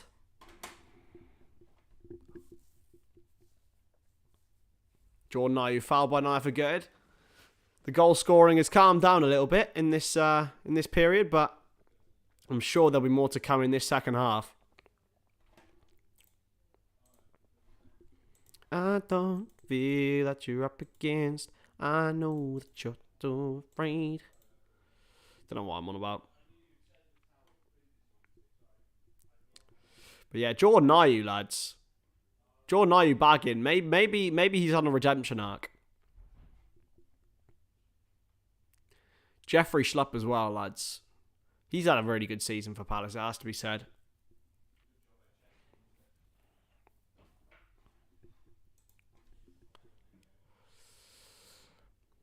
Is he going to be at Anfield tomorrow? No, is he at Anfield, unfortunately? No. It's just the Stonadge boys making all the noise. Anywhere we go. Headed away. Yeah, no easy at Anfield. It's just me and the fam. 5 minutes added on at the end of the first half, though. There's still chances for Crystal Palace to or West Ham to level or potentially even go further ahead. Rice, and it's going to be headed back, and it's going to be a Palace throw. Rice isn't happy about it. Ray Lowington and Roy Hodgson, of course, been a team for a long, long time. Yeah, Bournemouth, probably safe for the Premier League, yeah. Absolutely. It's an incredible achievement from Gary O'Neill, it has to be said. They were bona fide favourites to go down in 20th place. And they have really fought hard, especially after that 9-0 in the start to the season, which wasn't great. And even just a bit of a bad rut of that's a foul, is it? Surely. It is a free kick. Foul by Emerson Palmieri on Michael Elise. Emerson's not happy about it. Pawson took a long time to actually... that's not a foul, actually. That's not a foul. Emerson didn't foul him. He won the ball quite fairly, and actually Elise kicked Emerson.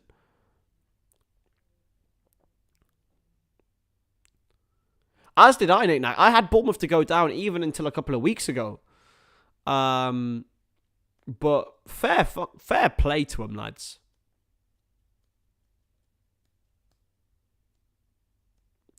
Fair play indeed. It's a free kick, though, to Palace, and they have a chance here to get the ball in the box. Eze and Elise discussing once more.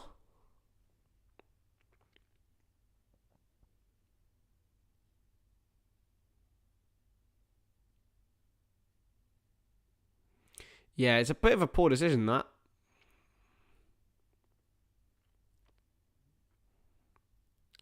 Crossed in, headed away, but it's going to fall. Oh, it's a well blocked effort. Back out for Mitchell.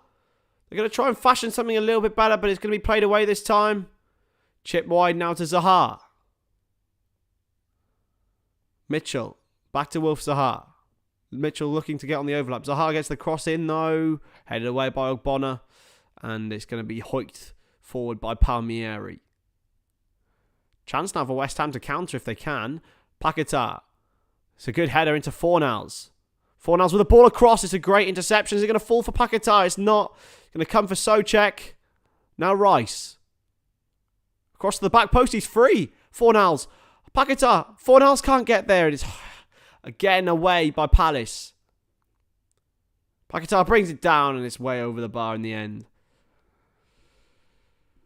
Do we have a Solanke buyback clause? I think we're all right, lads. I think I'm all right. It would have been tight on an offside anyway, but West Ham probably should have done better with this opportunity.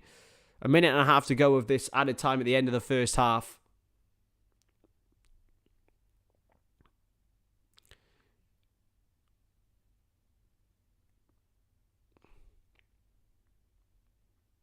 Going to be launched forward this time by Samuel Johnston. So Crystal Palace 3, West Ham United 2. Not long now, until the end of the first half. Where we can just chill.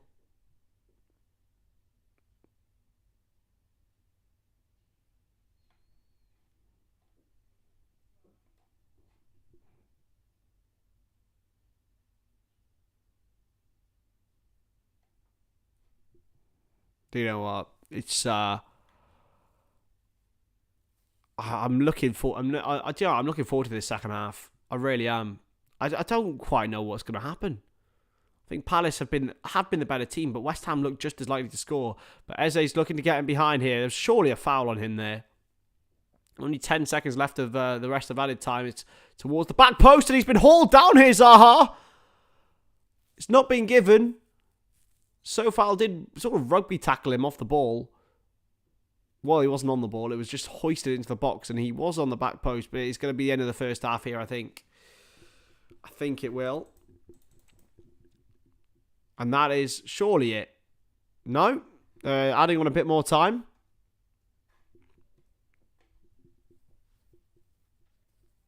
And there we go. That's the end of the first half then, ladies and gentlemen. So far, hauled down Zaha at the back post. I mean, it would be a soft penalty, but you've seen them given. You absolutely have seen them given before. It would be very. It's been probably the half of Thomas Souček, to say the least. He's made an error leading to a goal. He's got a goal and he's got an assist and a yellow card as well. It's been pretty much all Souček, all half. Unfortunately for him, but that is one of the strangest ones. Ball is back. How are we? We were just asking about you the other day, actually, mate. Actually, good to see you. Good to see you, man. How has life been? How has life been? It's good to have the two regulars back, Ball and Robbie. And in a very different location today. This is not going to happen regularly, guys. I will be back in my studio where I belong in the future. But halftime entertainment, we haven't got anything apart from I might go and wake my cats up. No Izzy time now. Izzy's not with me, unfortunately, so it's just me, unfortunately. That's the sad reality of it all, is that it is going to be just me.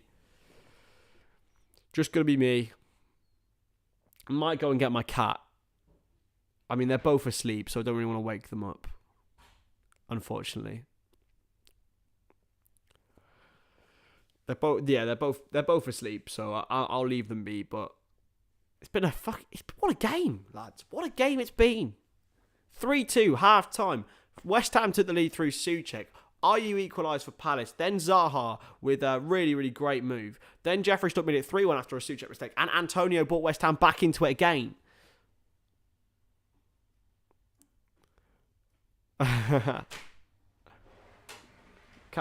Great game.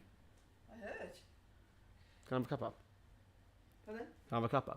Yeah, you can ask me that. All right. You coming in, are you? I am. If you've got any questions for Mother Stonadge, she might not come on the screen, but I won't come on the screen. But she won't come on the screen, but she'll answer them. So if you have any questions for her, she's not. I know she's not Izzy, but she's, semi-decent replacement. So yeah, what a half it's been. It's really exceptional. Terrible defending. Facts only says game will end 3-2. It may well do, my man. It may well do. That's football. You making tea, Dad? Sounds like that. Sounds like he will be. I'm going to take your cup then, haven't I? Oh, Izzy said sorry. Yeah, I know. Izzy, you can't get there. Awfully disappointing stream without Izzy halftime show. Yeah, I'm sorry. I'm sorry. I know she brings the views in, but she's not here, unfortunately. Did I see the Ugarte news? I did, yes. Defensive midfielder. Coming from Sporting. I'd be interested. Need one. Need multiple. And Cat Kicker hurt himself. He did do that. But yeah, any questions for Mother Stonadge, get them in now. For limited time only. So Souček scored a goal, got an assist, had an error leading to goal, and got a yellow card. Involved. Very involved. Are you proud of Chris? He is a good human, says Liz. I am very proud of him, number one, for being a good human. Oh, there you go. There you go. See? And Liz called you beautiful earlier. Oh, did She's she? lovely. Oh, lovely. Oh, thank you, Liz. Who makes the best tea? The best tea out of whom? Anyone in the house. Your dad. Oh, I disagree with that. That's why he's going to make another one now. Mm-hmm. Who makes the best tea? I'd say Dad makes the best tea, actually. Robbie, I'd agree. Izzy makes a good cup of tea. I have to say that. But she'd have to. Yeah. It's number one. Izzy said me. Yeah. You are definitely near the top of the list now. Yeah, she does make... For someone who doesn't drink tea, she makes a very, very, very good cup of tea. She's learnt from the best in this household, I think. For Chris, anyone that makes tea. Yeah, to be fair. Not far off that. Yeah, very fruity tea.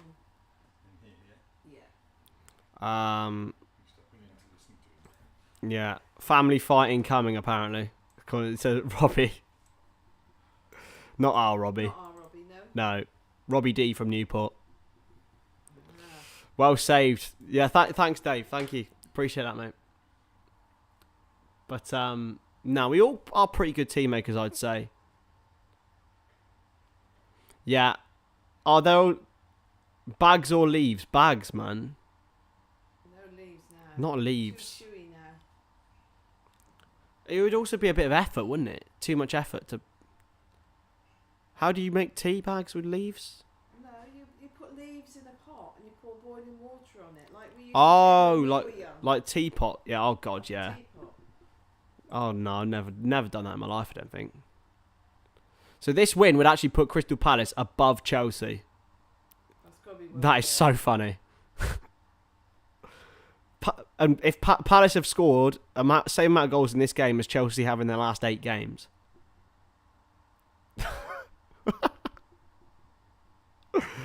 Oh, I say that, I'll laugh and we'll lose to Spurs tomorrow.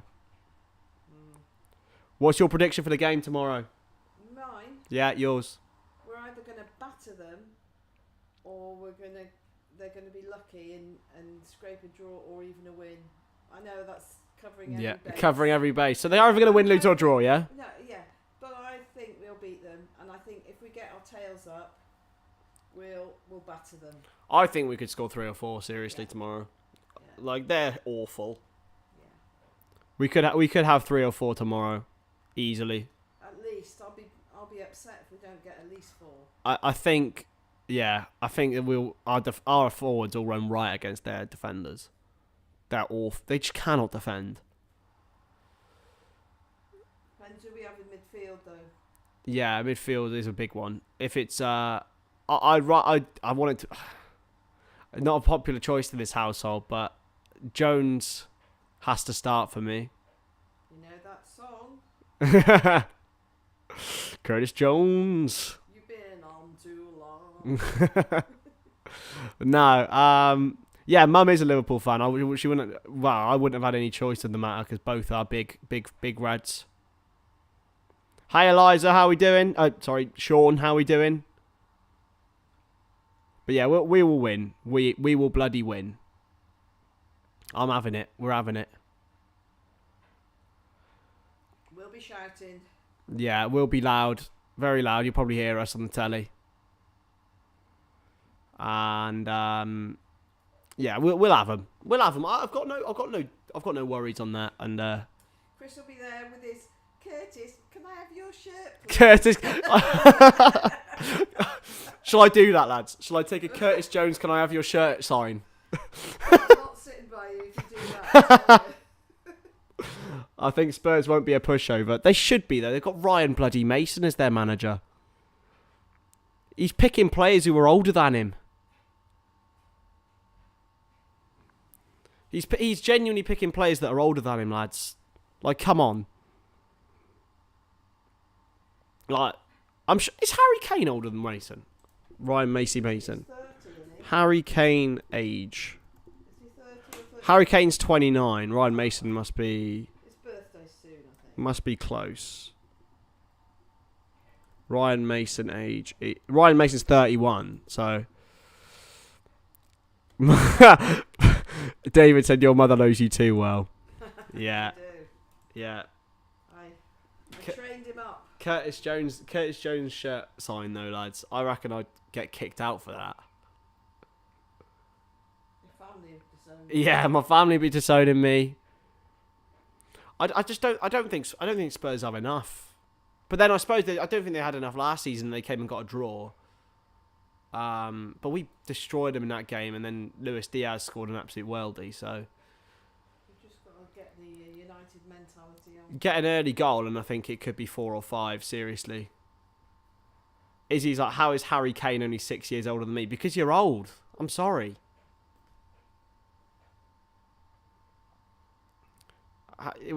Yeah, because we're old. That's the reason reason why is he doesn't go for the older man.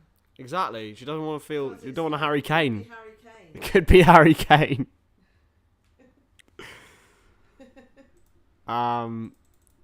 So yeah, elsewhere today, you got Wolves against Brighton. Brighton Wolves, sorry, at the Amex.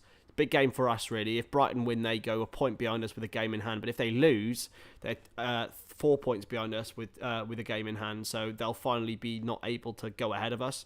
I thought they'd still be in with a shout at top 4, to be honest, but they've fallen off a little bit in recent weeks. Just too many games really to catch up on for Brighton. That they're in trouble for me in terms of getting Europe. They might still get Conference League, but Villa have come from nowhere. I think Villa are the biggest. Villa are probably a bigger threat than Brighton now, but they've got Man United away tomorrow. Great. So I That's think a draw in that one. Yeah, bring them both down. Izzy is old though, Liz. She's nearly 30. She's not. She's nearly 30, lads. She's 23. Yeah, 7 years off 30. That's 3 years closer than me.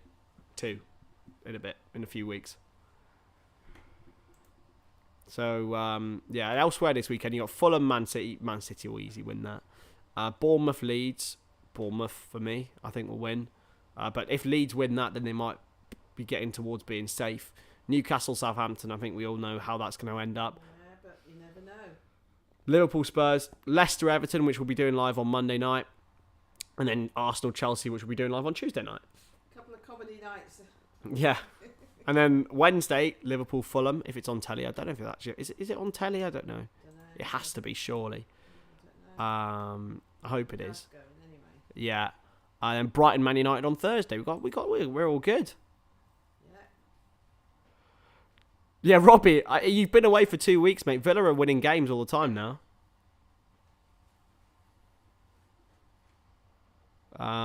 So yeah, after a couple of weeks away, they've come from nowhere, haven't they?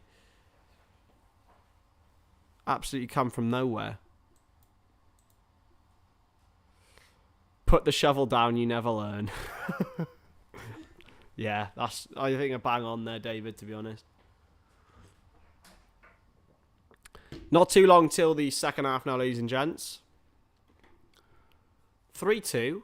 I mean, it's not quite as entertaining as Newcastle being 5-0 up in 20 minutes like we were the other day. What's Twitter saying about that penalty shout? Some people think it is, some people don't think it is. That's usually what penalty shouts happen. Who Spurs got left then, apart from us? Let's have a look at that.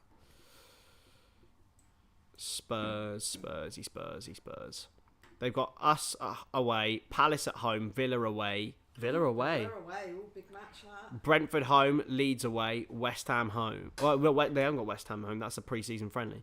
So those are their 5 games. I don't see them getting anything at Villa, to be honest. That's 13th to the Saturday. Brentford, and I think they can win their other 3 against Palace, Brentford and Leeds. But Leeds away is always hard for anyone. I know they're awful at the moment, but they've got a good fan base. Apart from us when we put 6 past. When we put 6 past them, and Palace who put 5 past them. Yeah. So, Crystal Palace and West Ham, 3-2 half time. How is this going to finish, ladies and gents? I said 2-0 to West Ham at the start of the game, so I've been completely off, but that's not the first time. How is the game going to end? Put your predictions in the chat below. Liz says, I'm older than your parents. I'm not old, I'm vintage. I don't know whether you are, Liz. How old are you? I don't actually know how old you are.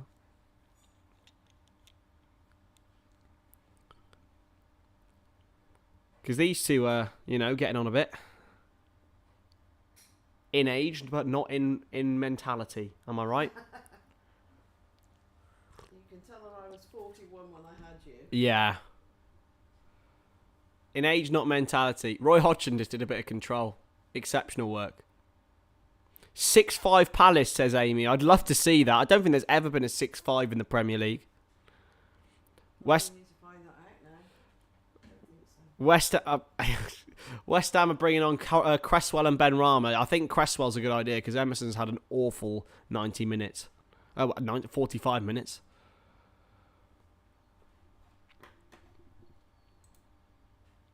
Liz, you are officially younger than my parents. You're 55. You are younger. But mentality monsters, mate. Second half's underway now, though. West Ham get us underway. And it's now launched forward, now wide. Looking for Ben Rama very early on in this second half. Crossed in. Headed away by Anderson. And picked up well by Ayew. Eze fouled by Lucas Paquetá. Petulant. Yeah, he looked a bit angry there. Ooh, a bit of a tug. Calm it down, man. Oh, this is an enjoyable cup of tea. To be fair, might have to back up the facts there that Graham does make the best cup of tea in the house, but that comes with experience, I'd say. That comes with a bit of bullshit from Mum. Yeah.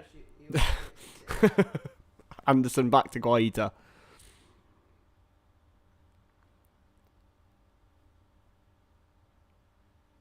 Launched forward and wide to Mitchell and Ayew, who came deep. Doucouré into Anderson. Palace progressing forward. Ward. I'd love to see how many games Ward and Zaha have played with each other. Been at the club for, well, basically the whole time the club's been in the Premier League. Zaha only, of course, he had his little spell away at Man United. Him and David Moyes may want to reacquaint from that time, from all the rumours that went on.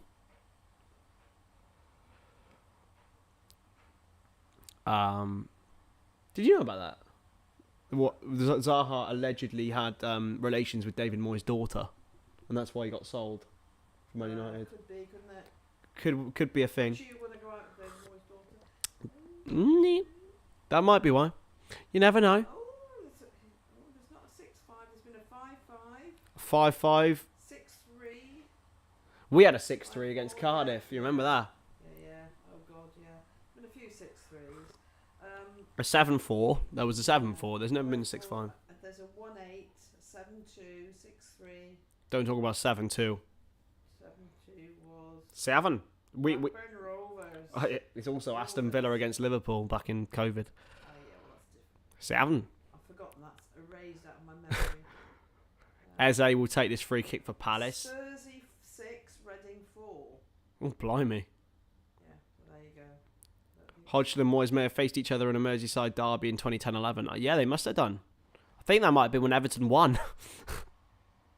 Well, they would do if Roy Hodgson was in. Played inside to Eze. It's a good back heel schluck with the effort, and it's easy enough for Lukasz Fabianski in the West Ham net. 8-2. 7-3. Arsenal v Newcastle. Antonio, good challenge, but it's come wide now for Ben Rama, and this is an opportunity for West Ham. Jared Bowen drags it across. It's good interception in the end. Good old Herefordshire lad. Hereford boy. I told you a lot about Jared Bowen. Everyone was like, "Oh, Chris, you're waffling." I mean, to be fair, I say a lot of players are good, and most of them turn out shit. So.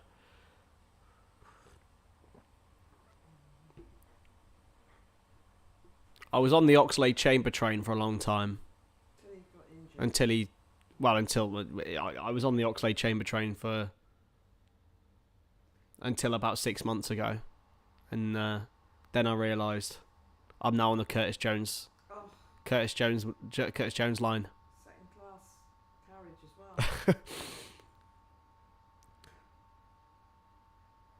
well. Okay, Zaha has never met Moyes' daughter. Right.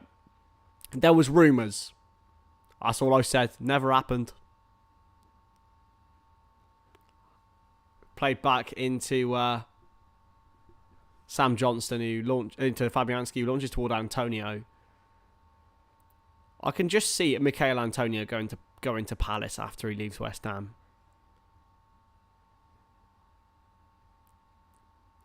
He looks like he's like he could be a proper old-fashioned Palace sort of striker.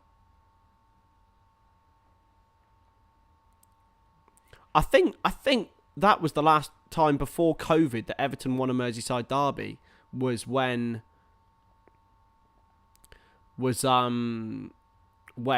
Hodgson was in charge of Liverpool, I think. I'll just look it up now. Have a look. You got Karen Statman on the side.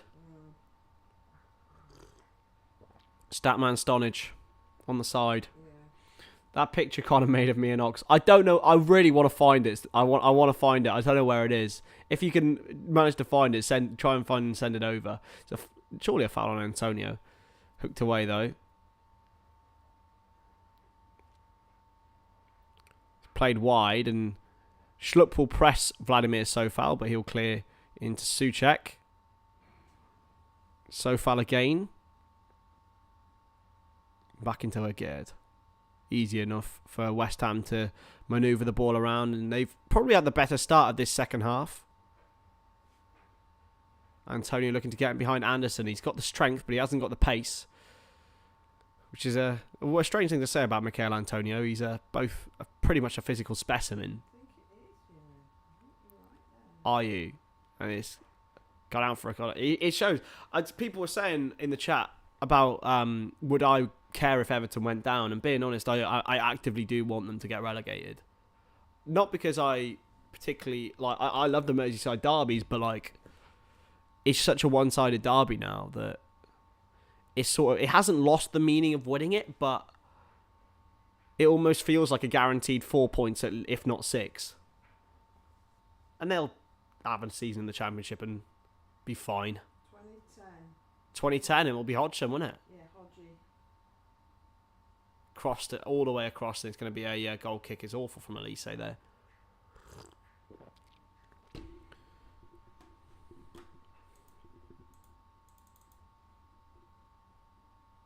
They beat us, of course, in the cup 2-0.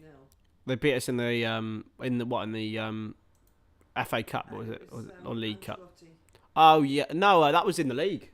Oh, was it? That was in COVID season. Oh, 'Cause well, we- that's when it is then. We beat him in Ancelotti. the cup. We beat him in the cup, didn't we? With the kids Oh, yeah, when Jones yeah. scored. Curtis Jones scored that goal, yeah. Yeah. Been along too long. Oh, sorry. So far into Ogbonna, because I remember it was COVID, and it was like, wow, we know we're genuinely awful if we lose at home to Everton, and we did. I think it was Ozan Kabak and Phillips at the back. I really liked Ozan Kabak, but then I look back and he was absolutely awful. Shocking. He was dreadful. I was really sad when we didn't sign him. Hello. Falafel, if you're still in the chat, the cats might come on. Come on, Rich. We finally you've heard the cats when they've been shut in the thing, but it's cat season. Come on then, boy. He can't be bothered. Come on. On you get. Come on, bud. There's a cat. A cat. Oh, it's a save by Fabianski, and he's gone. He's gone. The cat was after me, lads. Here's IE with the shot to. It was. It looked like it was Eze with the shot. It was saved by Fabianski. Elise, in fact, with it. They both got the same, actually. They've got those The same trim. yeah. Saved by Fabianski. Kabak was awful, says Josh. Yeah, he was, but I loved him really. It's another short corner from Palace. Into Zaha. Cuts inside and shoots. It's way over there. Camera shy cat, yeah. It's the only time he's ever shy, to be honest. They're both very talkative. It's probably because of the change in the room. Like, They don't like it. they don't like change. So far, blocked by Ward. And it's out for another throw for West Ham. Yeah.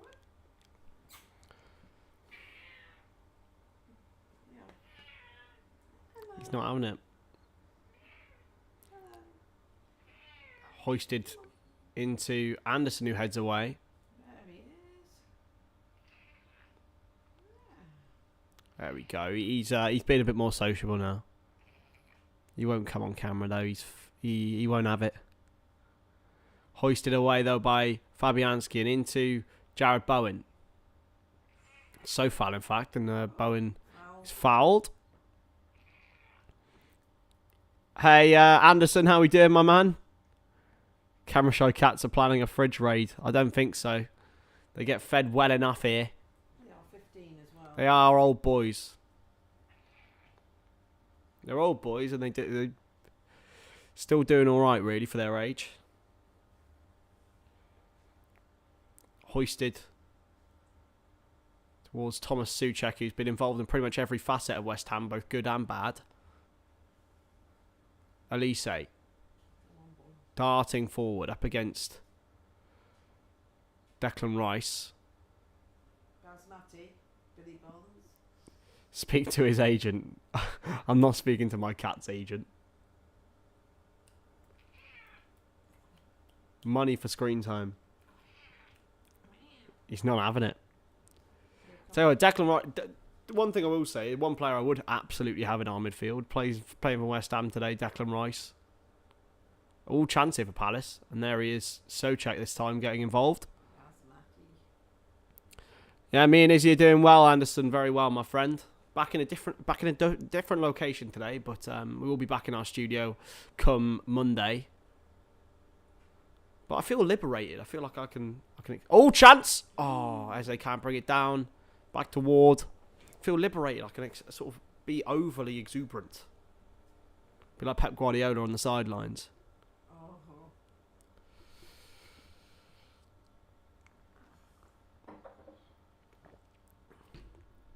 There's Ebreze, who I thought wasn't actually having the greatest of seasons. Then I checked, he got double figures in both goals and assists for Palace, which is a very good achievement. Don't dribble. Will he go short here, Elise? Or will he go into the box? They've got big... Anderson and Guehi are big targets in there, and I think he is going to go into the area now. Elise, it's a good corner, headed away well by Souček. Ward. Benrahma hooks away that time. No for me on Rice. He didn't... Oh, just because you're Irish, okay. I get it. But he's a good footballer, it has to be admitted. Did you upgrade on Jordan Henderson anyway? Anything's an upgrade on Jordan Henderson. Do you only think Eddie or Richie could be an upgrade on Jordan Henderson?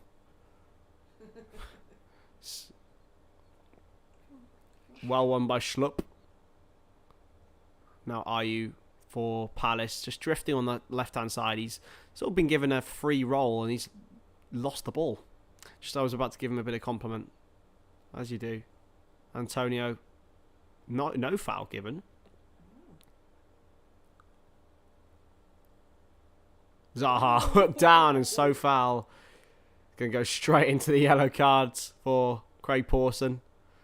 It's one thing Wilfried Zaha does well is draw a foul. And ride around on the floor afterwards. Yeah. Great acting skills. It's an awful challenge. Awful challenge, to be fair. Hooked him down.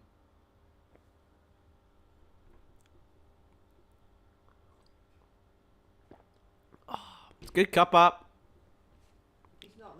He's not listening. So foul is fifth yellow, but it won't obviously mean he's going to get banned because it's obviously past that threshold now. Zaha is still limping. Poor lad's been looks like he's been shot. That actually pays him back for all the times he rolled when nothing happened to him. Yeah. At Anfield and stopped the games. He's done that a lot. He has.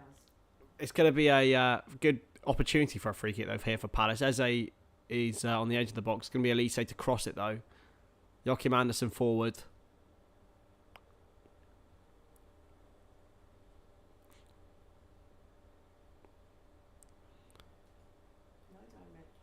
Crossed in, headed away. Antonio. It's definitely a corner. Are you seeing it out? Hendo has been a great servant to the club, though. Fans should show more respect. Absolutely show more respect as a man. Great man, incredible human, awful footballer. He's not awful. He is awful now. No. Now he is. Right. He hasn't been for the last 5 years. A lot of people have disrespected him a lot, but now he is genuinely a hindrance. Well, he's just getting a bit older, isn't he? Yeah. Well, Milner's getting old, and he's not as much of a hindrance. No, but Crossed in, it's just. had another header away. Oh, well, Elise. Oh, hello. Cross away by Souček. Yeah, just back from relaxing with a coffee. Not as good as the first half. Now on that, it's been a good start, and Palace could have scored, and West Ham probably had the better of it. Tyrone Mitchell there, thrown in behind. It's a foul on Antonio. It's not going to be given as one. It's going to be a throw in though.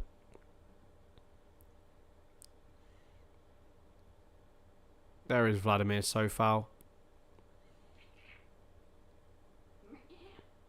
Him and Souček, of course, high-profile boys from the Czech Republic, and he's not having it. he's not, I know. I just want to move. It's so weird, isn't it? Yeah. He's never like this.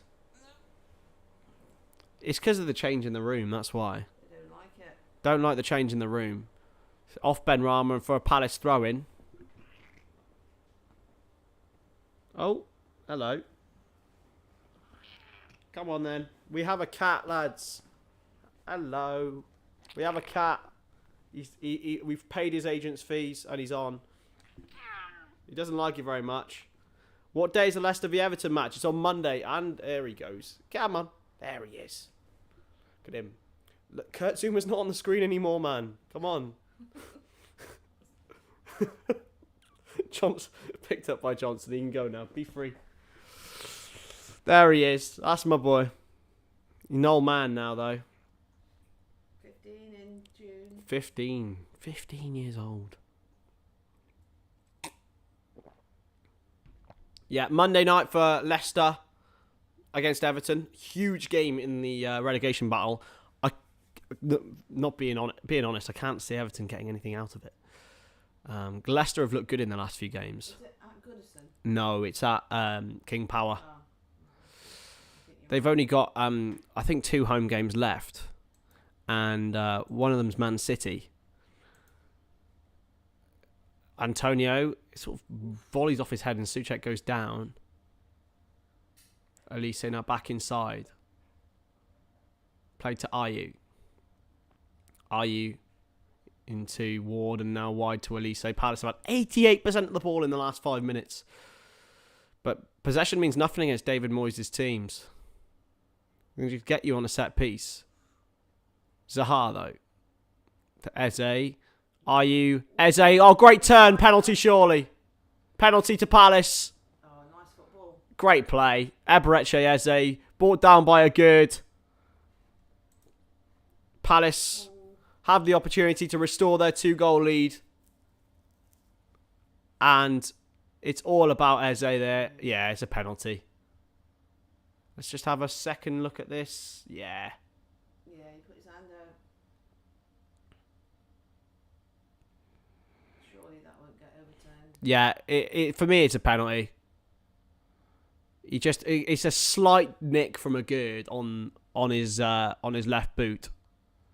But Craig Pawson's going to have a look at it. A Gerd is convinced it's a dive.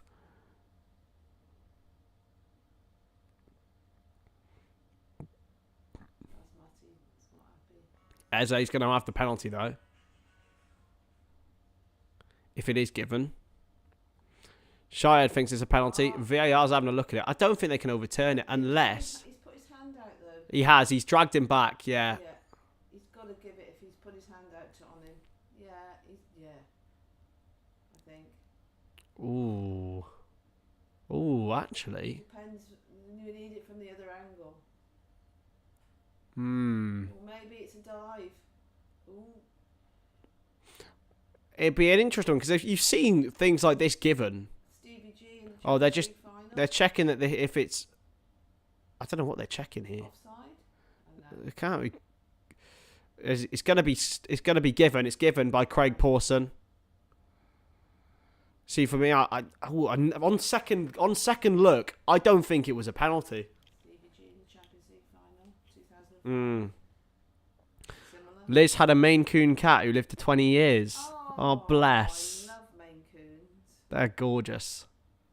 I think these, because they're so big. They might have relations. Yeah. Or their mother might have had relations. Eze will have the penalty, though. For Palace. 65 minutes in.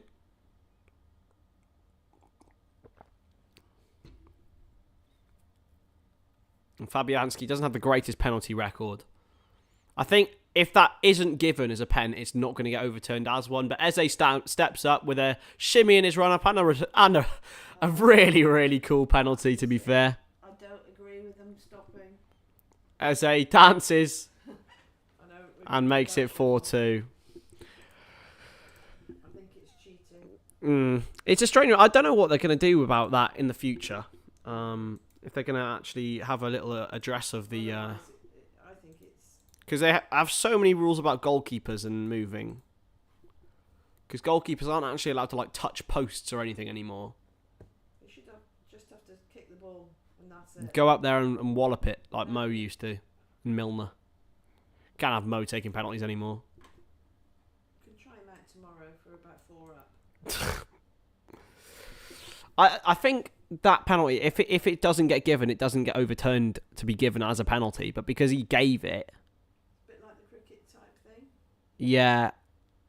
And then to be fair, I don't mind that system because it still gives the referee some control. But the problem is, the referees aren't exactly... You don't give incompetent people control, do you?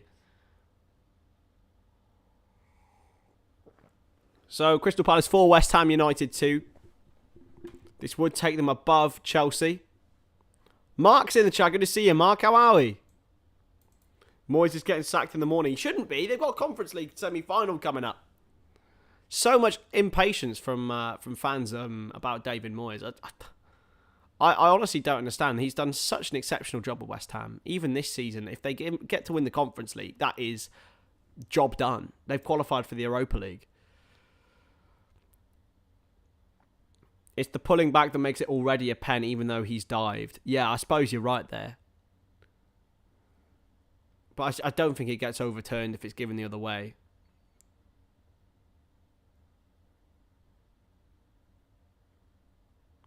I'm good, Mark. I'm very good, my friend. Yeah, good to have you, though. 4-4, that's what I'm saying. Granny Dwarf, you said it from the start, my friend. So, if you're right, we go mental. Let's hope they put money on it if they're right. Yeah. Yeah, Mystic Granny Dwarf is so foul, under pressure, and Ogbonna now. West Ham. It is the only reason he's still there, but if they go and win that, it's the biggest success in West Ham's history, recent history anyway. I know they won the FA Cup a few times back in the day, as we spoke about before the stream, but to finish top 6 twice, or 6th and 7th, and then win the Conference League, it's incredible, and they'd be crazy to sack him. Dingo. Danny Ings is coming on for Paquetá. No goal for him today. His mini run ends, but Danny Ings is someone, if he's given a chance in front of goal, he'll usually take it. Looks quite nice in that kit, doesn't he, Danny? Do you like that kit? No, I don't like Oh, it's the vile. kit, but he looks nice in it. Yeah. Gets them into Europa for next year. Exactly. Launch forward, and it's going to be seen away by a Gerd. 22 minutes to go here. There's still time for West Ham to get back into this. And it's a good turn from Rice. I need to change the title. I've got 3-2. AZ Alkmaar will beat them. Yusuf. I don't think they will. They've got... Have you seen their squad? It's ropey. But they've got to the semi-finals, so they must be half decent. But who have they beaten on the way? Like, Conference League. So, I'm just going to double check. UEFA Conference League. So, Alkmaar got past Anderlecht. Oh, punched away, and now Elise's there. Alkmaar got past Anderlecht, and to be fair, they beat Lazio. Maybe they are going to be quite difficult. But West Ham, I think, if they win that, they'll be one of the favourites for the Europa League next year. Chance now though for Palace to get a 5th, and that would really put this game to bed. Zaha. Oh, it's just so easy for him to get past players. Not seen many like it. In especially bit of a pull from Anderson. If they win the Conference League, they get Europa League. That's better than last season. Well, yeah, it is. Like, realistic, if you look at, it's a pretty awful foul out from Anderson. He's got some aggression, of course. He was the one that Darwin Núñez headbutted. Run from so foul. It's a foul. Getting a bit tasty now, this. You need to calm it down a bit. Lads, it's a mid-table battle, realistically, at this point. Oh, he just grabbed his head there, actually. Yeah, that should have been. That's a yellow card. That should have been a second yellow for so far, actually.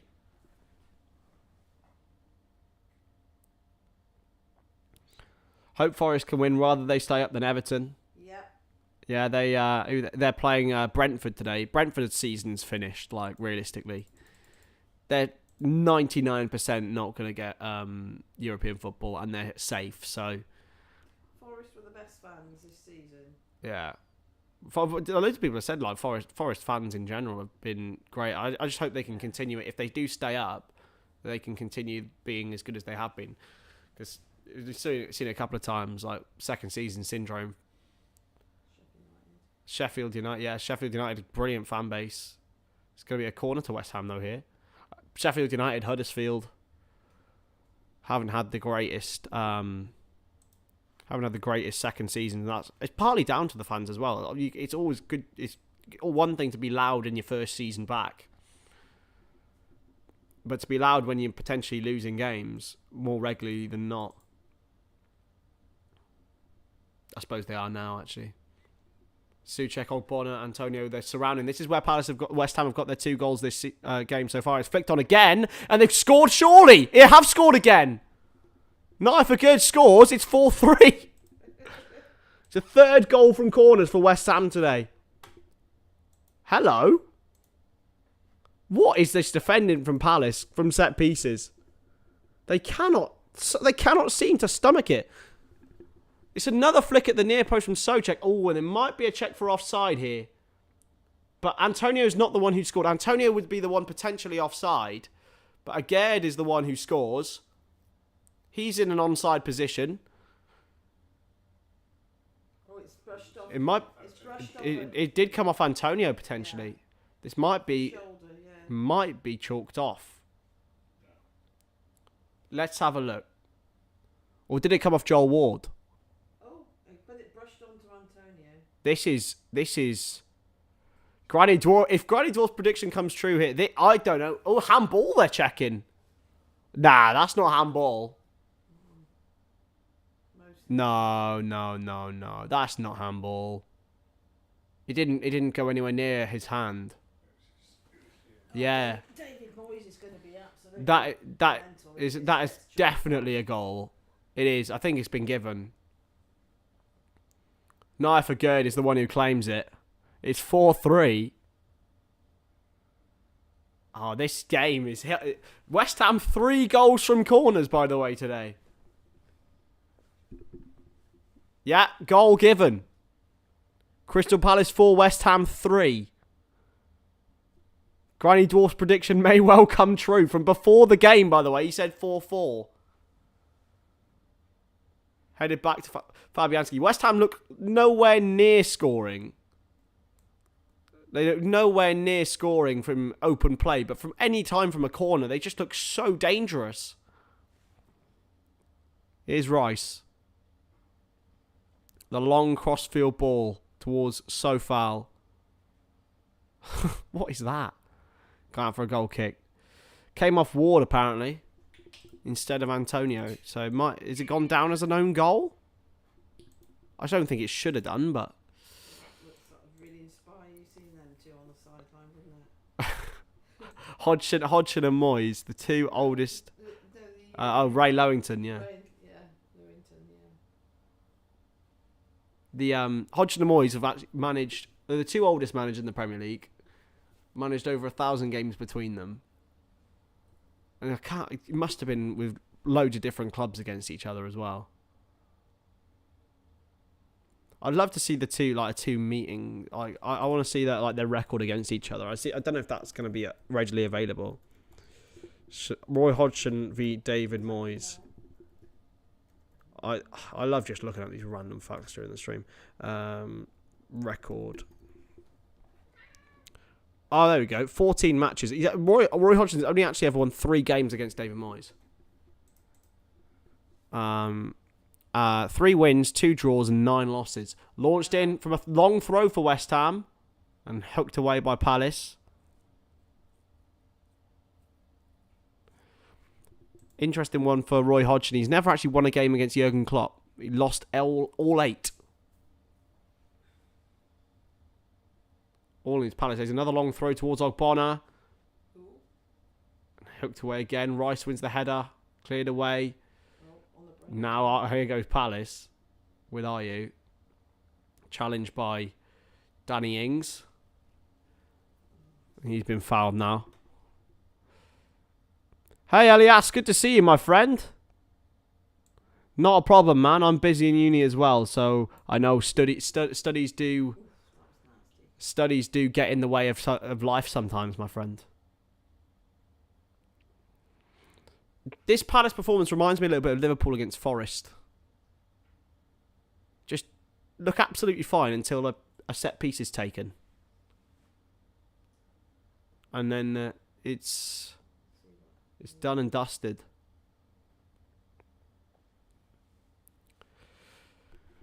Palace need a whole new defensive line. Well, to be fair, some of their best young players play in that defensive line. Mark Gahey, Tyrone Mitchell. Anderson's not old either. He's a good player. Roy Hodgson's got a pretty awful record, actually, against most managers.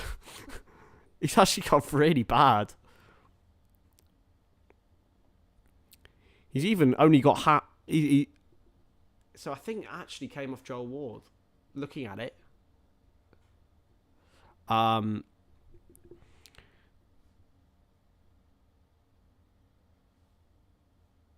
It's got to be a Gerds goal. And it actually came off... it was Ward's hand that came off. I think that's why they were checking handball. But it's Joel Ward's hand, so it doesn't make it any difference. 4-4 would have been about 500 to 1 pre-match. I hope you put money on it, Granny Dwarf. 500 to 1. That's exceptional.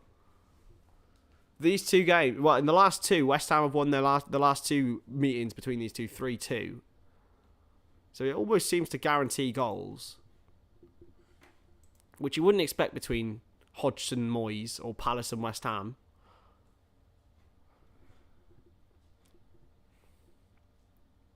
Hoisted in towards Elise, headed away by Cresswell, and he gets it away again, but it's going to come into the grateful feet of Cheikh Doucouré.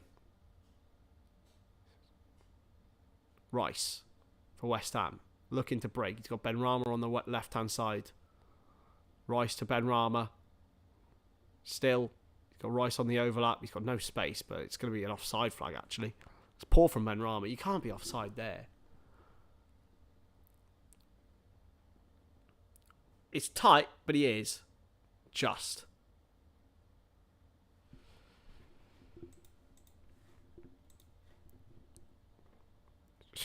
Points for anyone who can guess which manager Roy Hodgson has faced the most in his career. Fergie? Not Fergie. I'll put that open to the chat as well. Anyone can guess which manager Roy Hodgson has faced the most during his career. Let me know in the chat. Hey, Napanuka, good to see you, my friend. Bobby Robson? Not Bobby Robson. I wouldn't have thought of him, but actually looking at it, it makes sense. Arsene Wenger? No. British manager. Not Wenger, not Moyes. Not Pardew. Pardew's in the crowd, though. Hooked away by Palace. And it's going to come for Jordan Ayew, who hooks away, and Ogbonna hooks him down. Big Sam. Not Tony Pulis, not Big Sam. It's a good question, that. McLaren? Not Steve McLaren. He wasn't in enough jobs. Not in charge, anyway. Ogbonna hauled him down. You know what? It just not Alan Kirbishley. Curbs. Not Curbs. It'll be an older one, perhaps, won't it? Used to always be in frame for jobs. Not Allardyce. No. Hooked in by Eze. And headed across. Is it going to fall to a Palace body? No, it's cleared away well. Not Gareth Southgate. Oh, hello. Cleared away. What's the question? Which managers Roy Hodgson faced the most in his career? British manager. British, not English. They might be English. Not Ian Dowie. Oh.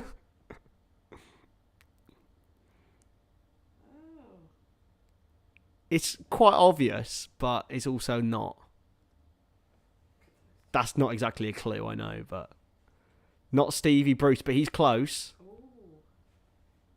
Somebody from did he play for United? No.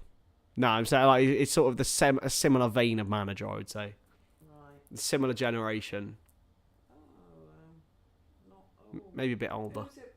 The Wigan man? Not Paul Jewell, no. Not Martinez. Martin O'Neill? He's close as well, but no, not him. And by close, I mean near the top. Anyway, 9 minutes to go in this one anyway. Declan Rice. No one's got it yet. It's quite crazy, to be fair. He's not managing anymore, to my knowledge. Nick Knack, you have got it. Congratulations. I'll wait to see if you two can get it. No, I can't wait now. Think I'm a celebrity. I'm a celebrity. Oh, Harry! Harry Redknapp. 16 games. 16 games. There we go. Nick Knack, you've got it.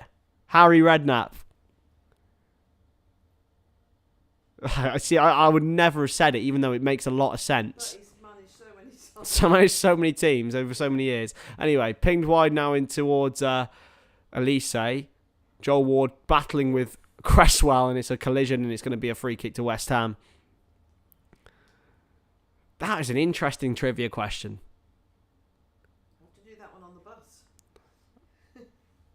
Yeah, I reckon people would get it. I reckon here's a fun stat. There you go, see? I'll do a few more of those. Cresswell down here. 82 minutes and 50 on the clock, though. And they're bringing on Hodgson Edouard.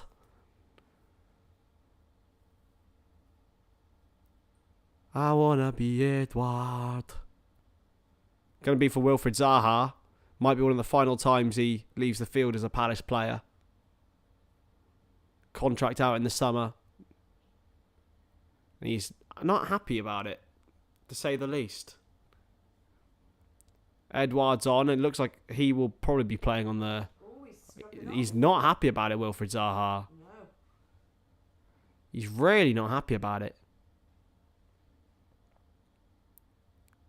I think it's the assistant coach he's not happy with. And what I think Jairo Vrijdeveld finds it quite funny. He's on a sofa, I think. I am on a sofa, Connor, yes.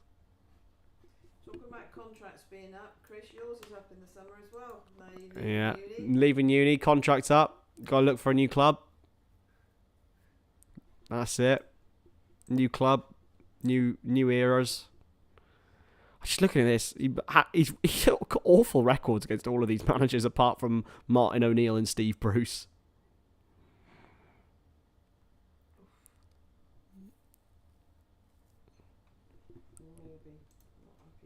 Mm.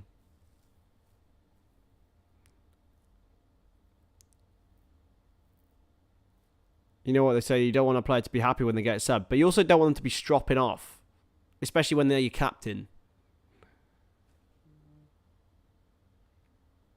I don't think that it represents anything positive to be mouthing off to the assistant manager. It's a corner to Palace.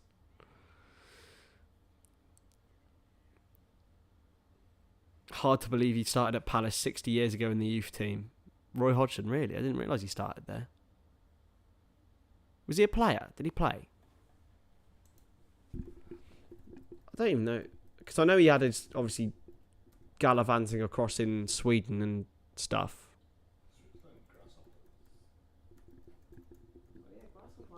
Did he have a playing career at all? He didn't. He played for Gravesend and Northfleet. He managed Switzerland. Yeah. Oh, it's given us a goal kick. I'll tell you, there's some of the clubs on here, though. Started for Halmstad's BK, Bristol City, IK Oddevold, Orebro, Malmo, Neuchâtel, Switzerland, then Inter Milan, Blackburn, Inter, Grasshoppers, Copenhagen, Udinese, UAE, Viking, Finland, Fulham, Liverpool, West Brom, England, Palace, Watford Palace. What a career. I mean, he's pretty much done everything he could possibly do. I mean, no. he was never a big manager, but when he's the only time he's really failed at a small club, you could say, is Watford, but they were already doomed. Am I confident ahead of Liverpool tomorrow? I am, absolutely. I am confident. I think we'll win by 3 or 4 goals tomorrow. It's hoisted in towards Antonio. It's headed away by Johnston, but Benrahma can pick it up and shoot. It's not exactly got a shabby Alonso tech in him. It's an incredible career. It really is. Please let it finish now. He's 75. Retire, Roy. Perhaps his wife wants him to keep on working. Yeah, maybe. He did say it would be a high-scoring game, Chicken Master. You're right. Headed away by Guehi. Souček towards Bowen, who's not really had any influence on the game, has to be said. Typical end-of-season game. Yeah, you're right, Sean. Does feel a bit like it.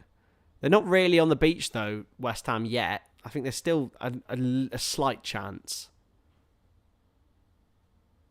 But one more win and they should be okay. But if they lose all of their 5 games, they're in trouble.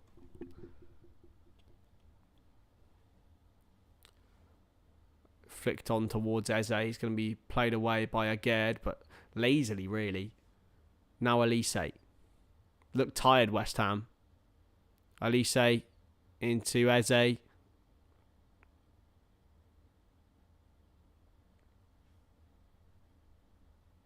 He must be high on the list of managers to have managed the most teams. He must be. He must be quite high up in terms of successful managers, anyway.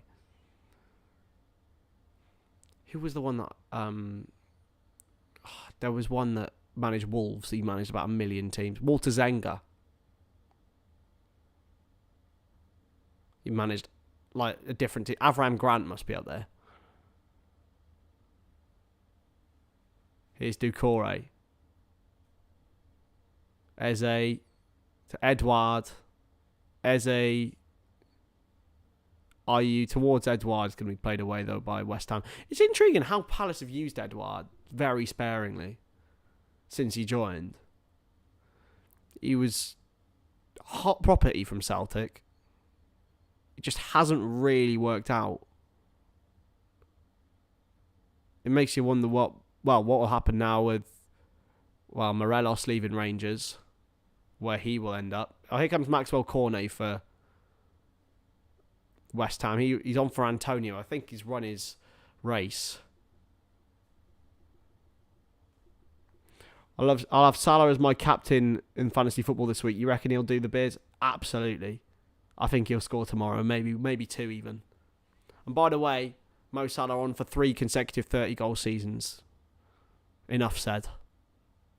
Enough said about Mo Salah and how enough said about Mo Salah and him not being motivated by any contract. I'm not having it.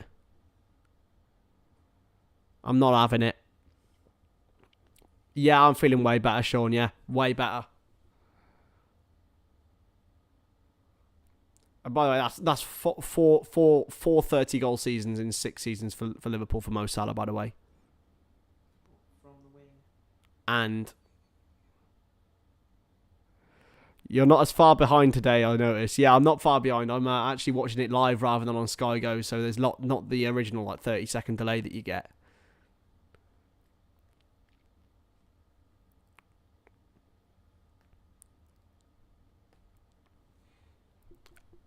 Gonna be I can't think there'll be too much added on here. 6 minutes, really? Don't know where they found that from. VAR, yeah, must be. VAR. Time wasted. But it's not much of it. Like there's been much time wasted, it has to be said. Here's Elise, challenged well by Rice. It's gonna go out for a throw-in. Hope Liverpool smash Spurs tomorrow. Thank you, Nick. Yeah, I hope so too, my man. Salah's core strength is ridiculous. Love to watch him play. Yeah, just different grade. How many goals has he actually scored all comps this season? Is it 27?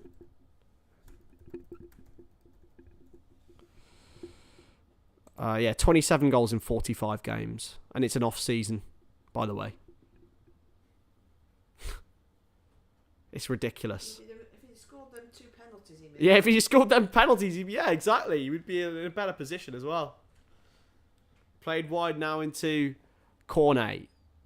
He's gone out for a Palace throw-in. Is there enough time for Granny Dwarf's prediction to come true and West Ham to nick an equaliser? Well, it's going to be a Palace throw-in first. Did he bet on it? He didn't bet on it. Oh, well, let's hope it doesn't work. I hope it comes through anyway. 8 goals in the Champions League. Well, I think he's second top scorer in the Champions League behind Haaland. Still, even though we went out in the round of 16. 4-3 is the amount of goals United conceded. 4 plus 3 is the amount of goals United conceded against us. Thanks, Mark. With Eric diabolical at the back, Salah should bag goals. Yeah, absolutely. All right, Chris, good to see you. Is Bowen.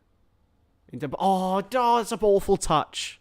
Benrahma takes his man on. It's a corner for West Ham, though. And there's been 3 goals from corners. Now, surely not. Surely not a 4th.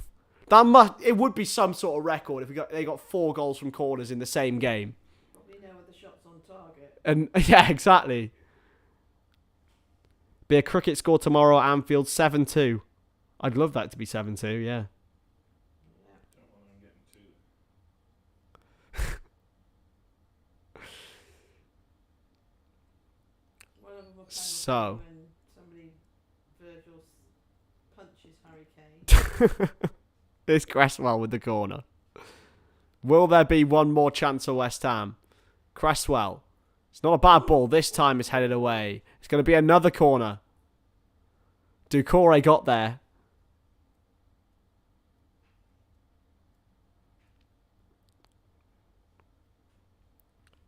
Sean said, I love the picture behind you. Oh. Yeah, it is nice. It's going to be a throw-in, actually, not a corner, but it's still going to be dangerous so far with the throw. Going to come all the way through, is it? Oh, and Johnston claims it well. I think that might be it for West Ham here. 3 minutes to go. Agerd clutches his chest. Didn't look in too much comfort there. Might have been just a bit of a nasty fall.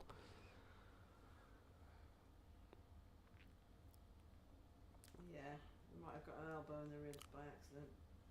Something. Palace needs to work on corners this week. I think you're right there, Amy. But it's another 4 goals scored under Roy Hodgson. Not exactly known for his free-flowing football, but they are scoring plenty, Palace. And a man who Roy Hodgson brought to the club, Luka Milivojevic, is going to come on as well. Club captain.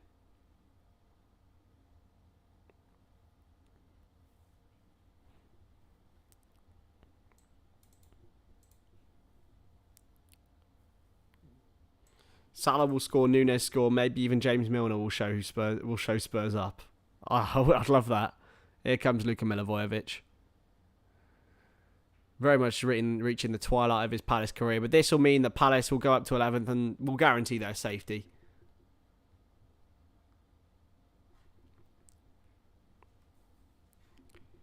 And it's very well deserved. they've been the better team throughout. West Ham have put up a fight. It's all been from set pieces, albeit, but that's the way they play. There is going to be a few added minutes on, though, and the clock will stop on my end. We only go up to 5, unfortunately, on this clock. Salah. What a player, mate. What a player. I'm just looking at Salah's stats this season. You underappreciate a player, don't you, when they just score all the time. Enjoy the match, and thank you very much. Cheers, Falafel. Catch you soon. I'll be back live on Monday, as I said, for Leicester Everton at 8. Well, 7:30.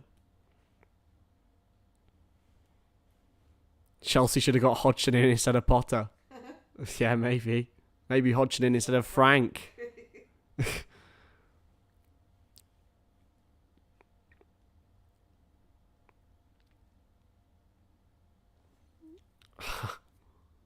Everton going down faster than United fans crying over 7-0. I love the shamelessness of just mentioning 7-0 whenever we can. That's probably what the season will be remembered for, to be honest. 6-1 at Leeds wasn't too shabby. 6-1 at Leeds, 7 at Rangers, 9 against Bournemouth. Roy Hodgson saying, how much bloody time's left, lads?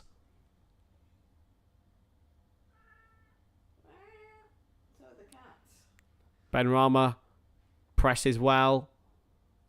It's gone over the time limit now. Is there a chance here for Benrahma? Souček, oh, it's a good interception. And Palace could counter. Why have West Ham got so many bodies back? They should be going for it. They should have Antonio and Agurd and Ogbonna up front, but... There we go. Surely now, Craig Pawson. He's got his money on 4-4 as well. Yeah. Ogbonna. Hoisted.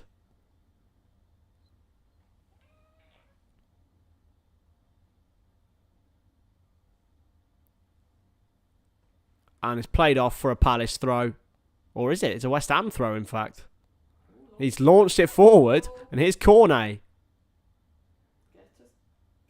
Get a corner or a throw. Hello. Oh, Bowen went in a bit high there, but it's not going to be given as anything. It's away again by Palace. Over a minute gone past the 6 minutes allotted. Of course, it's only a minimum. We know how that works. And there's a bit of beef. Agurd and Ogbonna separates it.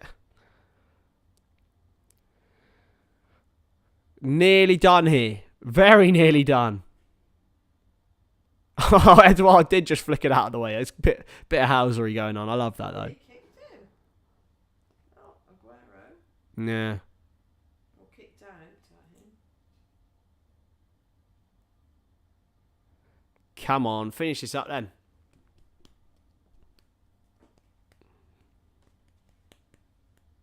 Oh, there's a man down. This game will never end. 98 minutes on the clock now. I didn't even think there needed to be that much added time in the first place, but it looks like there will be now.